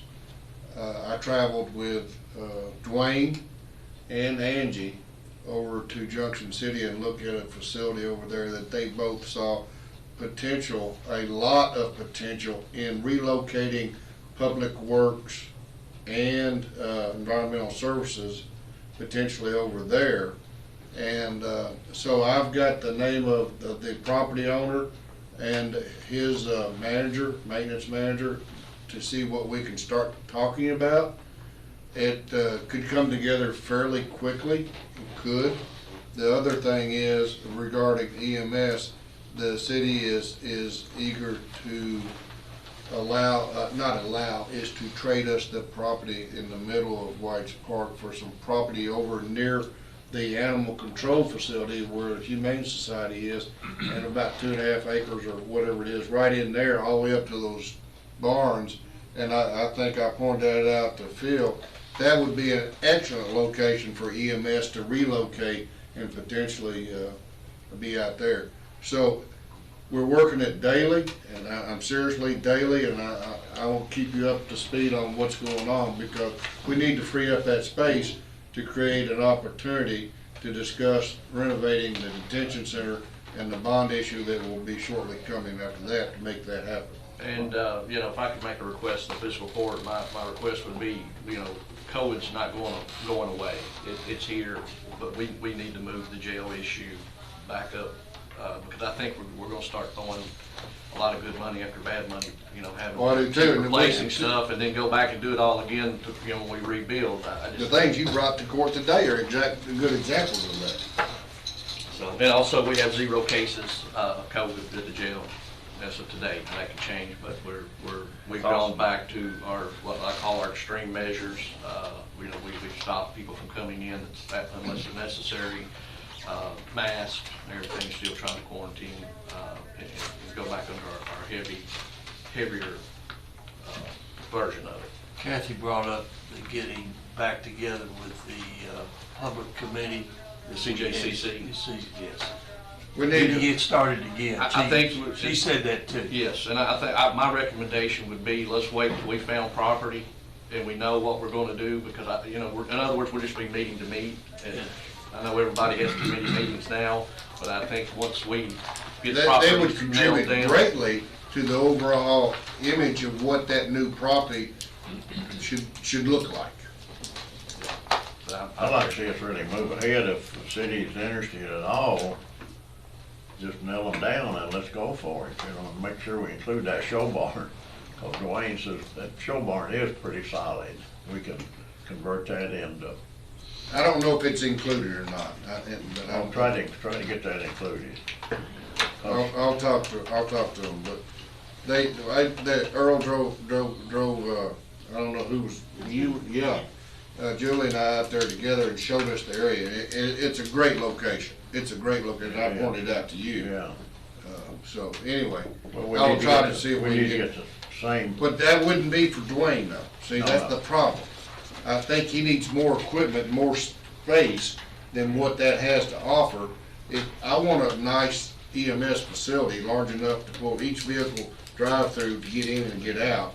And that takes a lot of land, so this needs to be separated anyway. potential working over in Junction City area for Duane and all of his equipment, including the salt barn move, would be more ideal. Yeah. And help Junction City with a stimulus of nearly 20 people between environmental services and public works be over there on a regular basis. If it's where I think it's gonna be, it'd be a good location for it. It'd be a great location. And it's an existing building, right? Yes. Yes.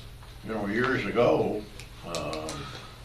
Public Works was in Perryville. Yeah, out there at the convenience Center. center. Convenience center, yeah. Well, Thank you, Brian. See you tonight. With what RJ said earlier, we could make EMS happen pretty quickly using some of those ARPA funds. That's possible. That's possible. So, and then Brian, is 38 pretty much the standard where Mercer's been, or the last couple of reports we're well above 27. Yeah, their average, I think their high average would be 40. It's typical. Back when everybody's numbers were up, they were probably 45, maybe 50, but normally they stay around 40 or less. Percent or individuals? Individuals. Individual. Which the percentage it's based on the calculation of inmates monthly on the average throughout a 12-month period. And that's where the percentages are. Is that to be reviewed once a year? That's what I thought. The percentage, their paid percentage is. What part, do you know when during the year? Was it next month? I think it's next month. It's either this meeting, like next week, or the one after. It's okay. Because we'll sit down and set their percentage, which will go in effect, I guess, in July. It does, it goes in again, It goes in FY. Right, the fiscal year. So it's 79.21 right now? Yes. No. 27. 71.27. 73.27, I think. It's 29.71. Yeah. When I was 29.71? revisiting some information last night, and they were set in June of 20. Yeah, we revised So that you though. changed it Yeah, to we did. Yeah. calendar year instead of, Yeah. okay. So because we were doing it after we already set the budget. Yeah. And so they all agreed that we would do it. I thought it was December, but it must be January. I think it's January. So that we all know what we're budgeting as we go. So into when we budget. go through the jail budget, we know what percentages. Because our budget is usually first, because it's the biggest, and that way they know Right. how to budget for theirs. So are we going to ask for, are we going to look at a higher percentage? Because it sounds like that's where we're at. Well, we'll have to look at the numbers. The numbers drive it. Yeah, not- it's based on their It's all average people daily think. population, so, or, what they house for the year, according to our total, based off what Boyle County houses versus that, so. Do we have a reconciliation clause if it varies high or low for a year, where we pay them or they pay us based on? I don't think there's anything in there No. like That that. might be considered. You wanna change the whole agreement? I would think that would just be rather a simple amendment. Because it's very easy for them to say, okay, we're not gonna send as many people to Boyle to keep our numbers down. Well, they still have to pay that percentage, but if they go Well, I know. over the 40, but if they start, all of a sudden they have 80 in there, and they're still only But what paying I'm the saying is 47. if we base this off of how many people they've had, and Right. All right, thank you. All right, thank you. Appreciate it, have a good day. Angie's next. There you are. Good morning. Good morning. How's everybody? All right, how are you today? I'm good. I'm here to ask permission to do another hire. I had to release one of my workers that was full-time, and I need to hire somebody to fill his place and also to drive the dead livestock removal truck. Make a motion. Second. I got the motion made by Magistrate Short and I seconded by Magistrate Sammons. Questions, comments, or discussions about the request to hire? All right, all those in favor signify by saying aye. Aye. Opposed, like sign. Motion carries unanimously. All right, thank you. I'm done. All right. Y'all have a good day. Same to you. All right, Shannon Green is next.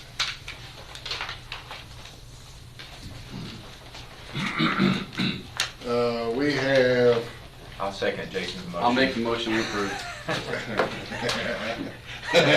Next.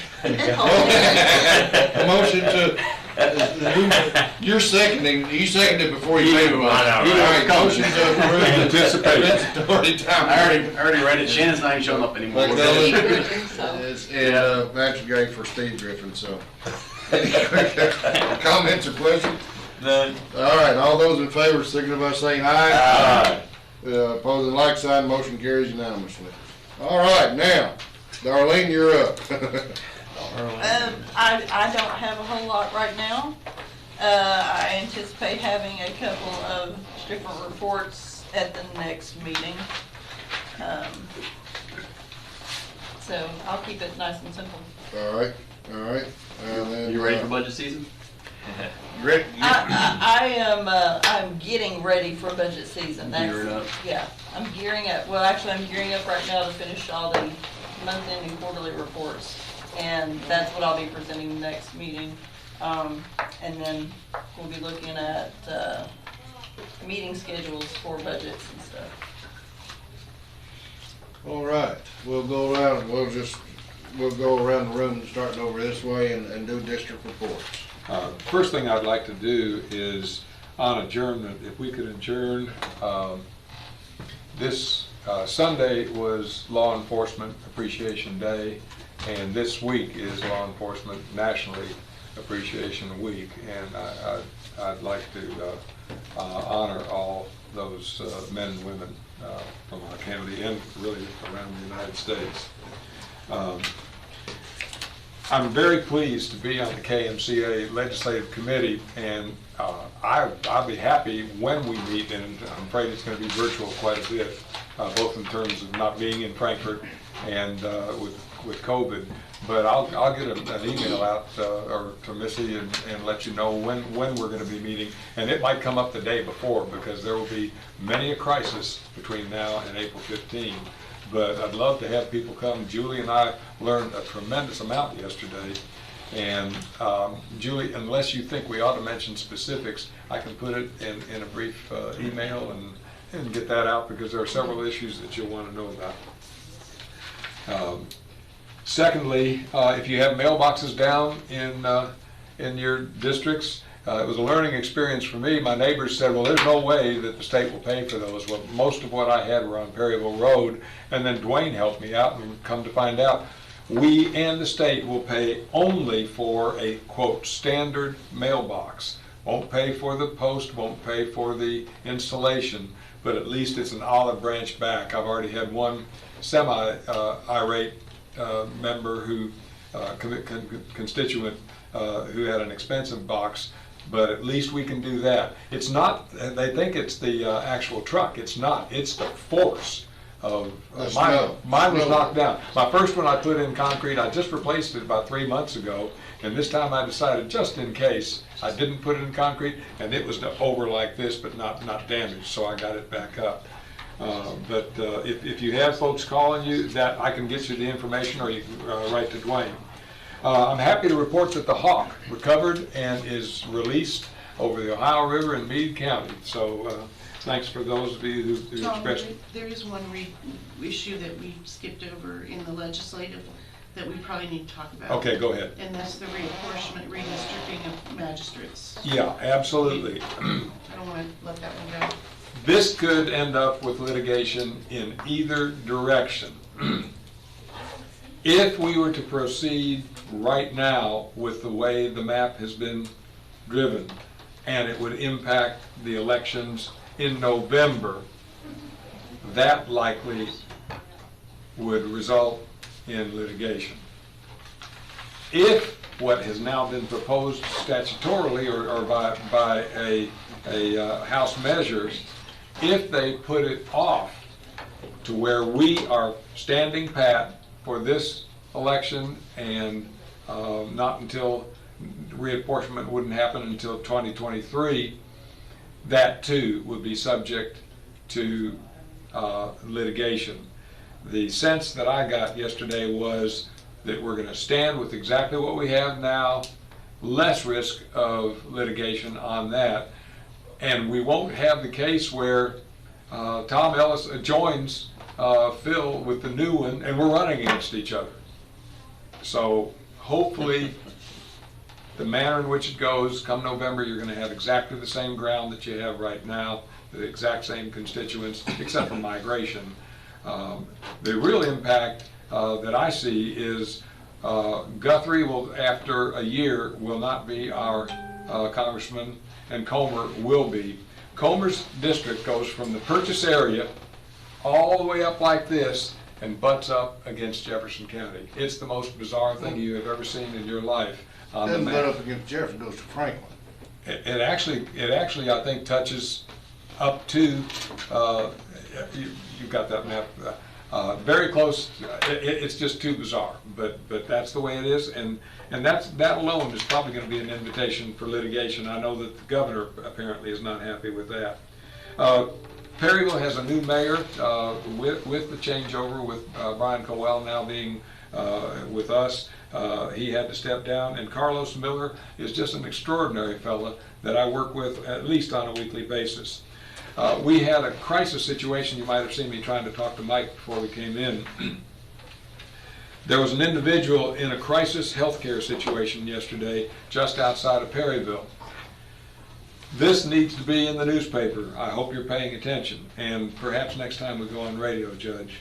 People are stealing street signs, and we were slow in finding the address of this individual in a life and death situation. Thank God we got there in time, our EMS got there in time, and abated the circumstance. But we need an education program and more to make sure that foolish people who steal signs are putting people in a crisis. I mean, that's a crime, too. Oh, absolutely, yes. Yeah, and it's probably a class 3 felony, right? I'll check on that. But whatever, it needs to stop. The judge and I have talked about a potential pulse of the people, and I'm going to hear back from Matthew Ellis on that, Judge. So please, I'm stepping in your way if you don't want to get one scheduled, because we're going to get one. Well, I would like for every match to start scheduling one. You know, District 2, 3, 4, 5, 6, everybody. I mean, it works. It really does work. The one we had in Perryville was hugely beneficial to everybody down there. Yeah. And we got a lot of good information presented. We received a lot of good inquiries and statements. So please go ahead, just schedule. Look, talk to Missy, schedule one, and check the calendar, and let's get it on. You have this in your folder. The judge decided we're going to wait on this to another meeting, but please do due diligence on the It's just a zoning read ahead changes. for something that P&Z is yet to discuss and finalize on their own. But there are so many issues that we have to resolve on that: roads, water, sanitation, everything. I'll conclude with the fact that I got a notice on Facebook about our action. I started with the judge 2 days before Christmas last year, a year ago, discussing the threats to the Second Amendment in the United States, and that there was going to be action in Frankfurt. The judge agreed, said if you'll draft something, we'll see if we can take it up in court. We're technically on the anniversary of our first meeting last year. On January 15th, we voted that unanimously as our action to support the Second Amendment. Interestingly, we probably would have been one of the very first had we met before the date that we did last year, because there were 6 or 7 in front of us, and it ended up, I believe the last count was 114 of 120 county judges took action on the Second Amendment support that we had in that proclamation. And Judge, I thank you for helping get that initiative through. That's it. All right, thank you, appreciate it. I'll let Chris need Okay, Chris? All right, thank you. This young lady that just walked in, her name's Ashley Gillum Miller, and I have an employee, Jessica Kearney. She's leaving my office tomorrow. It's her last day, and Ashley is going to be taking over that position. I wanted to introduce you to her. She's been working at the courthouse for many years. How many years now? I've been in district court 15. So she's got a lot of experience, and so it's great. She's going to bring a lot of experience to our office and to the county. So I just wanted to introduce you all to her. When do you start? Do you start Tuesday? Wednesday. The 19th. Okay. So. Good choice.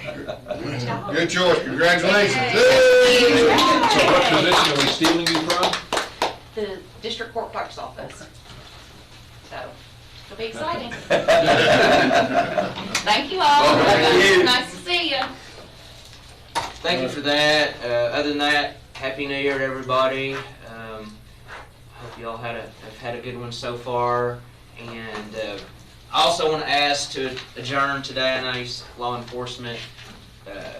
It was Law Enforcement Day the other day, which I put it on Facebook.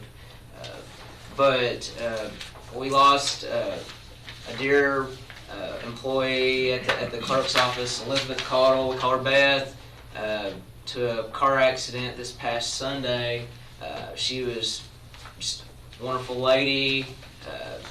I mean, I've always known her to have 2 jobs at all times. She worked at the clerk's office. She actually helped Larry clean after work got out as well. So you know, we're gonna miss her. She just was such a kind woman. So if you could also adjourn in her honor, I would appreciate that. Got the notes already. Awesome. Yes. Yes, sir. Yeah, I was going to mention that as well. I really got to know Beth and doing the weddings that I do and her working in the recording office. I would oftentimes turn the marriage license back in for the couple after I performed the ceremony, and just always a kind smile and just such a nice person. So I'm really, like all of you all, heartbroken at her loss. I do want to mention that the Martin Luther King Day is Monday, and this year the city has put together there's a Martin Luther King Celebration Committee that I actually serve on, and it's going to be a community-wide event. So these are the posters that'll be going up. We're going to gather at City Hall at noon on Monday, and then there will be a march down Main Street to the Jenny Rogers Community Center. I don't know if that's its official name, but to the Jenny Rogers Community Center. And then there will be a program in the gym at the community center, and that will start, the program will start approximately at 12:45. We have the Danville Choir will be performing and singing. They're going to recognize the poets that were selected in the Frank X. Walker Poetry Festival will be recognized. There actually will be free t-shirts for those that come. So we have the t-shirts, and then there's a Danielle drive-away diner. There's going to be a chili grab-and-go chili lunch for everybody to grab and go and take with them after the program. So we hope everybody will come out and join the celebration of Martin Luther King Day. And that night, on Monday night, there also is a program at Center College in the Norton Center at 7 p.m. And Charles Booker is going to be the keynote speaker at that event on Martin Luther King Day. So that's a lot going on to honor and celebrate the life of Dr. Martin Luther King. So that's that. Also, in addition to the people we've mentioned already to honor in our adjournment today, I would also like to recommend and suggest that we honor Dr. Yolanda Weathers, who passed away suddenly about a week ago now. She's just an amazing person, an educator, mentor, an influencer that worked at Bate Middle School and touched so many lives in the community. And I like to say she's one of those people that was an influencer before being a social media influencer was cool. She's influenced so many lives and touched so many people, and is going to be greatly missed by many in the community. Did you say she was at Bate? Mm-hmm. Yolanda. Doctor. Yeah, they call her Dr. Yo. Dr. Yo. Okay. What else you got? That's it. All right, thank you. Jason. Well, Jamie and I sit next to each other too much because I checked off a lot of things I was going to talk about here. So I'm going to keep it brief and just want to thank all of our services that we provide here in the county for a job well done. I know it was a hard day out there for the snow and everything else, but EMS did fantastic. Our sheriff's office, I think, what did we have? 3 sheriff's cars that were damaged. I know at least 2. There might be 3 swiped out there, and Public Works especially. And I was on the phone with Duane at one point because I kept getting a couple phone calls from people saying, well, this road's not clear and that road's not clear or whatever. And I was on my way. They're like, every other county's roads are clear but ours. And I said, I was on my way to Lexington to drop off my daughter. And I'm like, well, I'm on Tates Creek Road right now in Lexington and it's covered. And I was like, and so part of the problem that people don't realize is that the more you're out on these roads, the more it packs down snow, the harder it is for people for our crews to get that snow up. That nothing made that truer than when I was out on 150 to see that those state trucks they couldn't get that up and the road was still covered. So, when Judge, I think you did a good job requesting people stay home and giving them a heads up. But it's always hit or miss here in Kentucky whether you're going to get snow or not. So it is. But just thankful for all the employees that we have, and I am looking for Beth Cottle, Yeah, absolutely. And Dr. Weathers. So that's all I have. Okay, thank you. Anything else, Council? No, sir. Okay. Yes, sir, Phil. I don't have anything except to just understand that, remember Tim Webb had just retired at the end of the year. His wife passed away. So we need to keep Tim in mind, and it's like Jamie said, it's a sad day with Miss Cottle dying or getting killed in a car wreck. So I'd just like to see us adjourn in those 2, especially Cottle's memory, if you don't mind. I've got it covered, gentlemen. Got it covered, thank you, sir. Yes, sir. Anything else? So I'm like Jason on the employees, all of them did we just have such a wonderful staff with the EMS and the road department, those 2 in particular that I know real well, that just do yeoman's job. I mean, they're out all the time. And so anytime you're talking to any of them, thank them. Like, the lady said this morning, that it don't hurt to say thank you for the job you're doing, we really appreciate you. Absolutely. And I think what I'd like to see us do sometime in the near future is, since all this snow and everything, I'd like to see us sponsor so we go together and pitch in enough money to buy lunch for the road department and EMS and have it out there at, maybe it's road department or somewhere there. We can all chip in enough to pay for it and have it catered or something. Would cost us that, and just show them our appreciation. That's what I like for us to do. I think it's worthwhile to consider. And you know, if you would like, staff and I can put together some particulars on it. I'd like to see that if you don't mind, Judge. And give that back to the court to determine. Give it back to us next meeting on what we got. Exactly. I'm just thinking we can meet there at the, We could probably use the fire hall again. Well, absolutely. And I think this is the first court session we've had since we had Jingle and Mingle, and that was attended, very well attended, and that was a tremendous success. I think everybody that went enjoyed it and had a good time, and Santa Claus was there.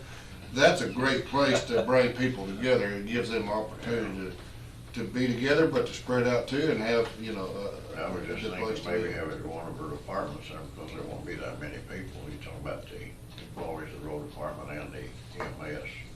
And the sheriff's department. Pretty good access over there. Easy to get to.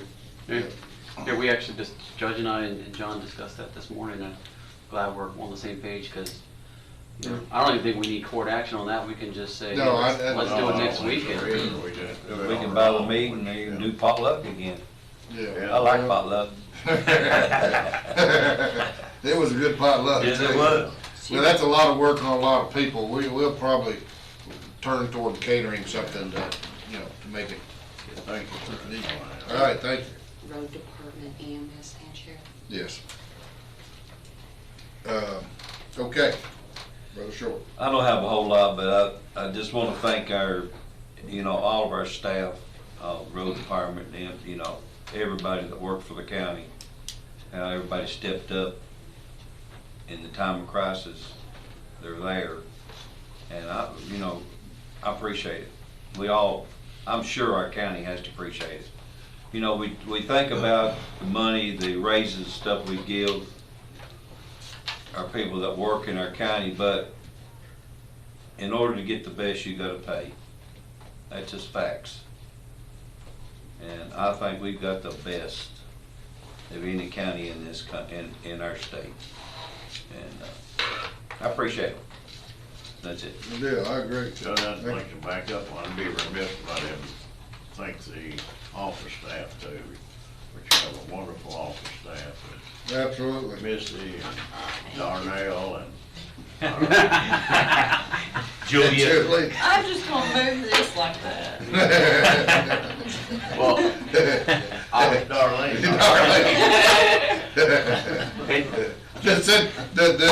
The sentiment of appreciation is still there.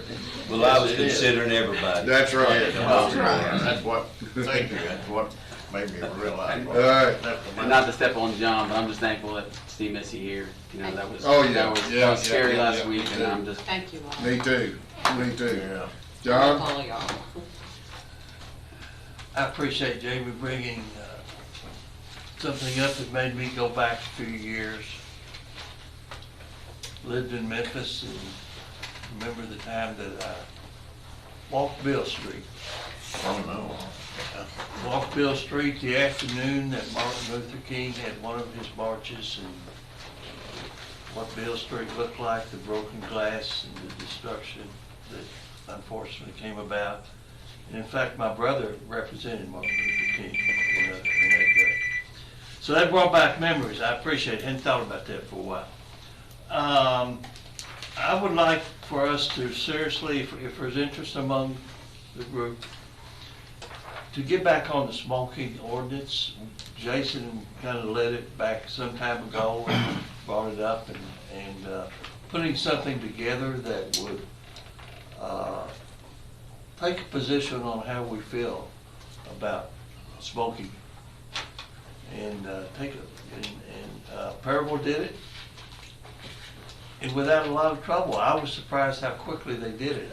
Some of us was at the meetings, I think you were there, Tom, and it went pretty easy, I thought. So I think we need to take Kathy's comments seriously and do something about that. Last time I did not pass out this sheet, and I told you I would this time, so I'm going to pass it around. And this is the median household income of about 17, 18 counties on there. Show you where we rank. It becomes, for the authority, which met yesterday, had a good meeting yesterday, and is moving forward. It kind of sets the goal line of a starting point to show when we're doing better. We can do better, but we have to know where we're going to start. Same thing with tourism, which I hope that the tourism gentleman, the new one that they've just hired from Lawrenceburg, will come and be introduced to us. In fact, we were told that was going to happen last month, I think. So I think it would be a good thing Well, extend the invitation to him to come and just say a few words about his goals and where he wants to go. Since Tom brought up the zoning ordinance, what's our plan? What is the plan? And I've kind of looked through it. I'm not real good at zoning, I'll be the first to admit. Would Steve Hunter coming to speak to us help? That would be an excellent idea. How would you feel about that? I think that would be a great idea, and we have an asset that we didn't have formally as a court member, but Steve Griffin is a past member of the Planning and Zoning Board, so. Still is on. Still is Oh, on. is he still on? Okay, good. I think this is a very important subject. Yes. And you and Jason brought it up at our last meeting. I think for us to make an informed decision, I need some help. I know that. I don't know if y'all do, but I certainly could. And if y'all would see fit, I'd like to kind of know where we're going with this. I agree. Well, I think the important thing is to let planning and zoning do their part, and then they can direct their director to come talk to us about it. I think if we get involved too soon, then it becomes a problem. Because things can change. I mean, they haven't met to discuss this document yet. I understand. So, when you look at the date, our meeting, I think this is a Wednesday, this date is one day after our next meeting. And I just like to get informed and hear what the options are. I think it's a big issue. it's huge. It's a very huge issue. It's huge, but it's important we don't muddy the waters. We don't want to, and the more informed we are, I think we can keep, and hopefully can keep from doing that, and find a way to help everybody to balance it out, because This issue will really determine whether or not we should have planning and zoning. Because if we can't act on an issue like this, which is very, it's very clear that it's a big economic development issue in my mind, so is anything else that wants to go on agricultural property that's industrial. So that's, if we cave in on something like this, is my concern, then why bother have planning and zoning? That's why we need to have a discussion and be as informed as we possibly can. Sounds great. How broad a discussion do you want? Do you want the industry people here, or for an education seminar, or? In fairness, sir, to answer that, I think we need to hear from all sides. And that's the way the court of law exists, is to hear all sides, and It's not a debate. It's not a debate right now. it's not a debate. It's education. informative. Informative education. Yes, sir. Because we're asked to make a decision on it, so I think the better informed we are, the better decision we can make. I open that up for discussion if anybody wants to. Yeah, there are major players on all sides, not just two sides, but all sides on this issue. Everything from folks trying to have 5-acre tracts next to nothing but farms all the way around that I've got in my area, my district right now, that are more than awkward, all the way up to 1,000 acres or more being covered up with reflective lights that will just damage severely the arteries of this community, where people drive in for the first time and drive away and don't come back, because I'm for solar, but out of view. And I would think, Judge, that this would be enough for us to perhaps meet at the library and invite all the public, invite all the players to a public forum, or maybe out at Intercounty for a public forum on this.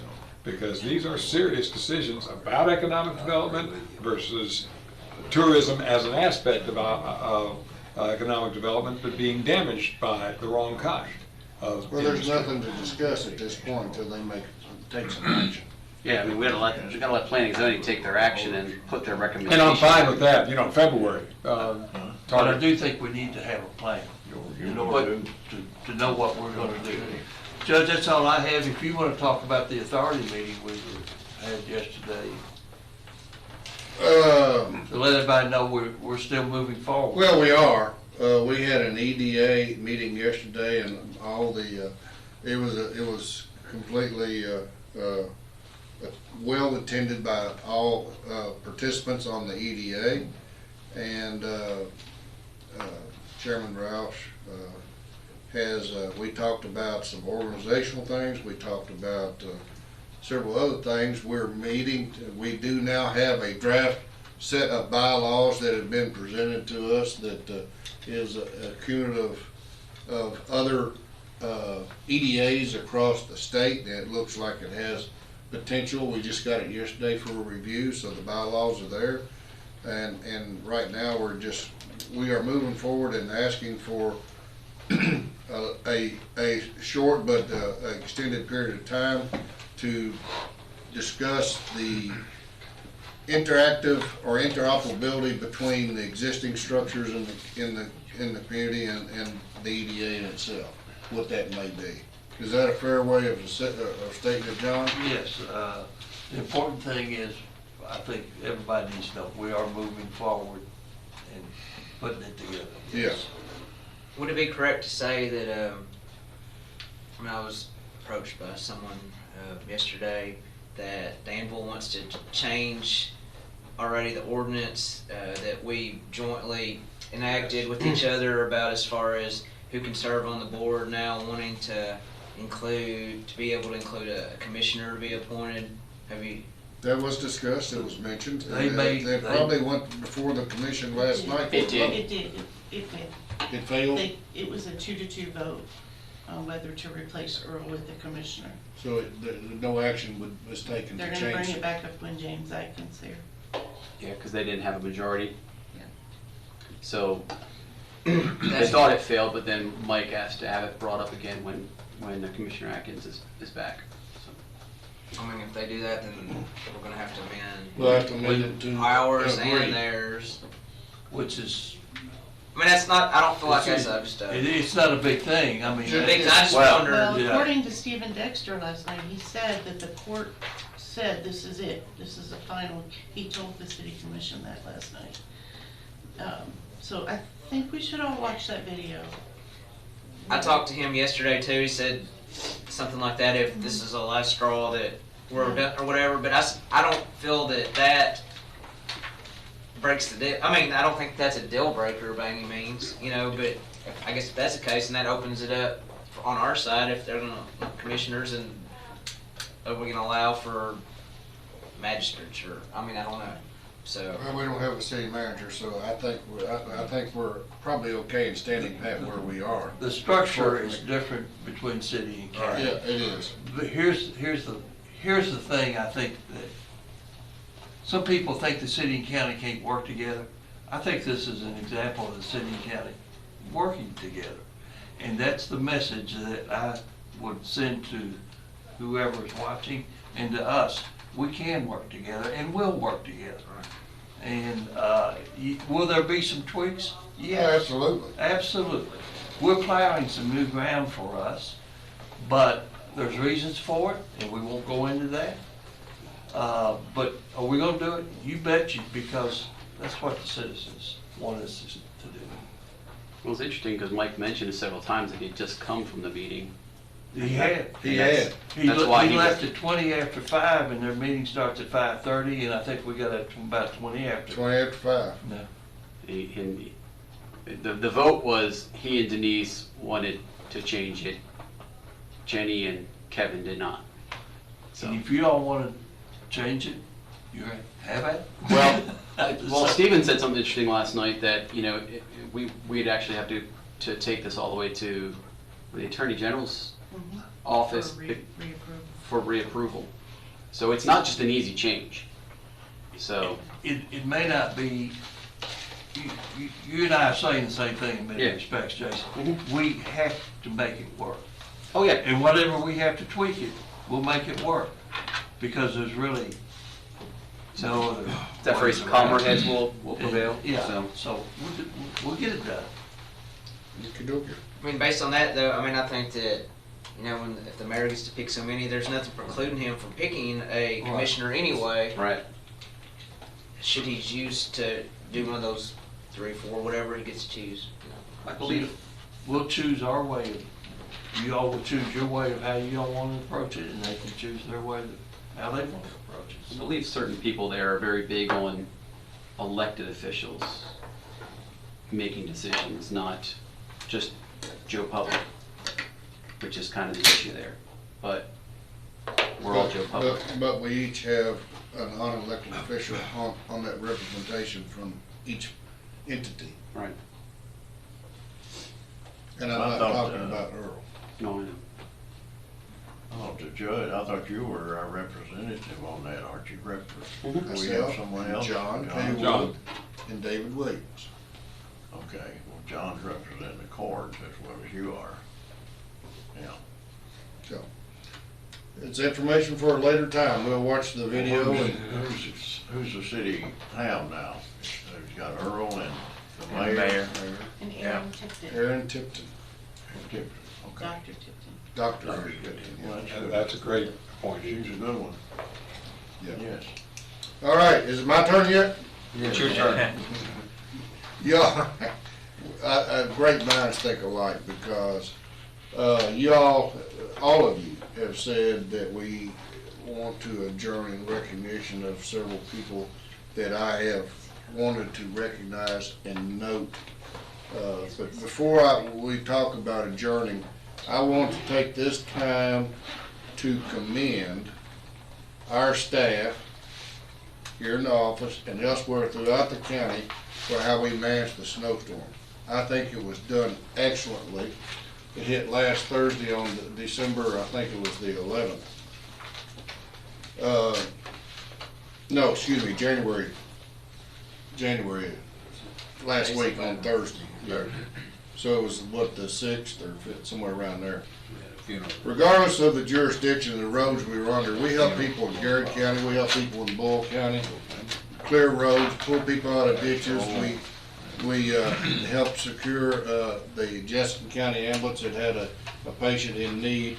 We worked things there, we cleaned roads, we helped clear the multiple incidences that were blocking eastbound, westbound 34 from, it was stopped basically from, I believe what I heard on the radio was from around Old Bridge all the way back to 27 and from Old Bridge back into town. Yep. There at the light on the bypass going to Lexington Road. So that was a significant thing. And when I found out how bad that was, and I talked to the sheriff who was on scene, I talked to Mike Rogers who was on scene, I got Duane Campbell out there. I called the EOC in Frankfurt and said, okay, help. We need some help from either KSP or the military to come over and so I did have an incident, what they call an incident number that the duty officer gave me about 4:30, and I talked about the extent of the dire straits that were on 34. And I'm not sure that we ever got the help that we needed. One thing my military training it taught me that I didn't get, and I'm a little bit dissatisfied with, and if I err in saying this, I apologize, but they took my phone number and I never got a call back with any disposition of assistance from the EOC, nor did I see it from anywhere else. But the effort was there. And yet we were helping on a state road. Yes. The significant wreck was on the state road.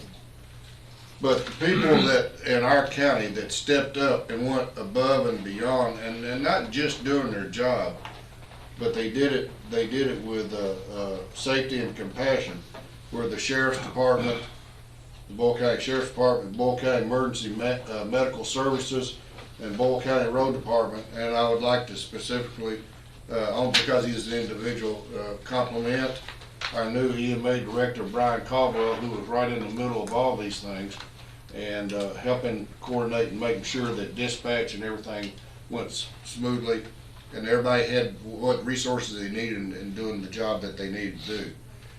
The second thing where the grapevines kind of think alike is I've made some notes on things earlier today and yesterday that I wanted to adjourn in recognition of because of some special people that have touched our lives and here in Boyle County in different ways.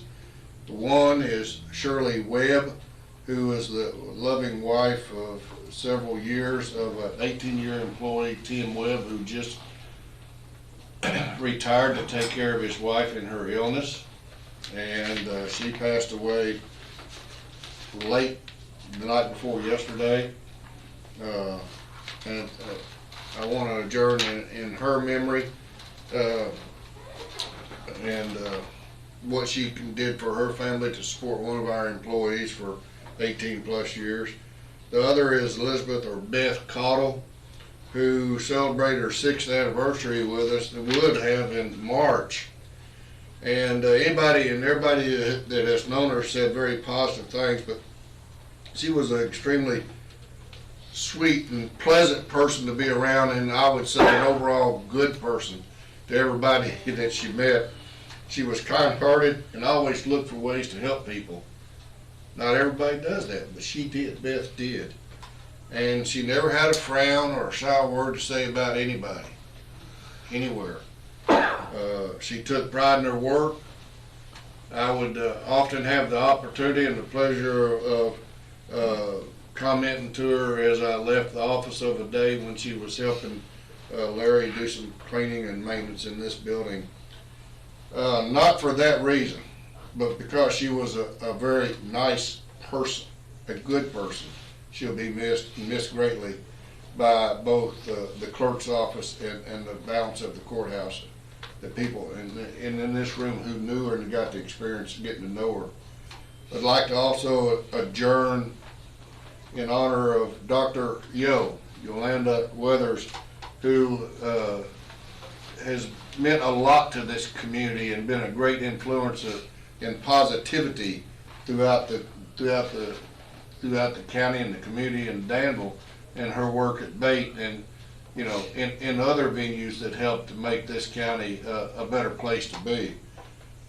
And last but not least is the recognition of the great work Law Enforcement Appreciation Day recognized on January the 9th, which was yesterday, that the people who are the thin blue line out there doing their jobs. We witnessed some of their excellent work in this past snowstorm, but they're out there day and night, 24/7, keeping us safe and doing what we need to have to protect us and do the things that make us a county that is safe and worth living in, and that is important. And we all see that other parts of this country and countries from other parts of the world don't have that kind of security where they live for whatever reason, but we do here. And we do it with not a whole army of people, but we do it with great dedicated professionals. that know their job and do their job well, and so I want to reach out and show our appreciation to them through adjournment. So, to recap, Tim Webb's wife Shirley, who meant so much to him as an employee of the county for several years. Beth Cottle, an employee of the clerk's office, and they worked in this courthouse, and it was literally friends to everybody that she met. And Dr. Weathers, who worked in the bait school and did so much good things throughout the community. And then our law enforcement, the Thin Blue Line, and their appreciation day. A day is not enough for all that they do for us. They ought to have a whole lot longer than a day, January 9th. So, with that being said, gentlemen and ladies, we stand in adjournment in recognition of these people and that have done so much for our county. Have a great day. We stand adjourned. Thank you.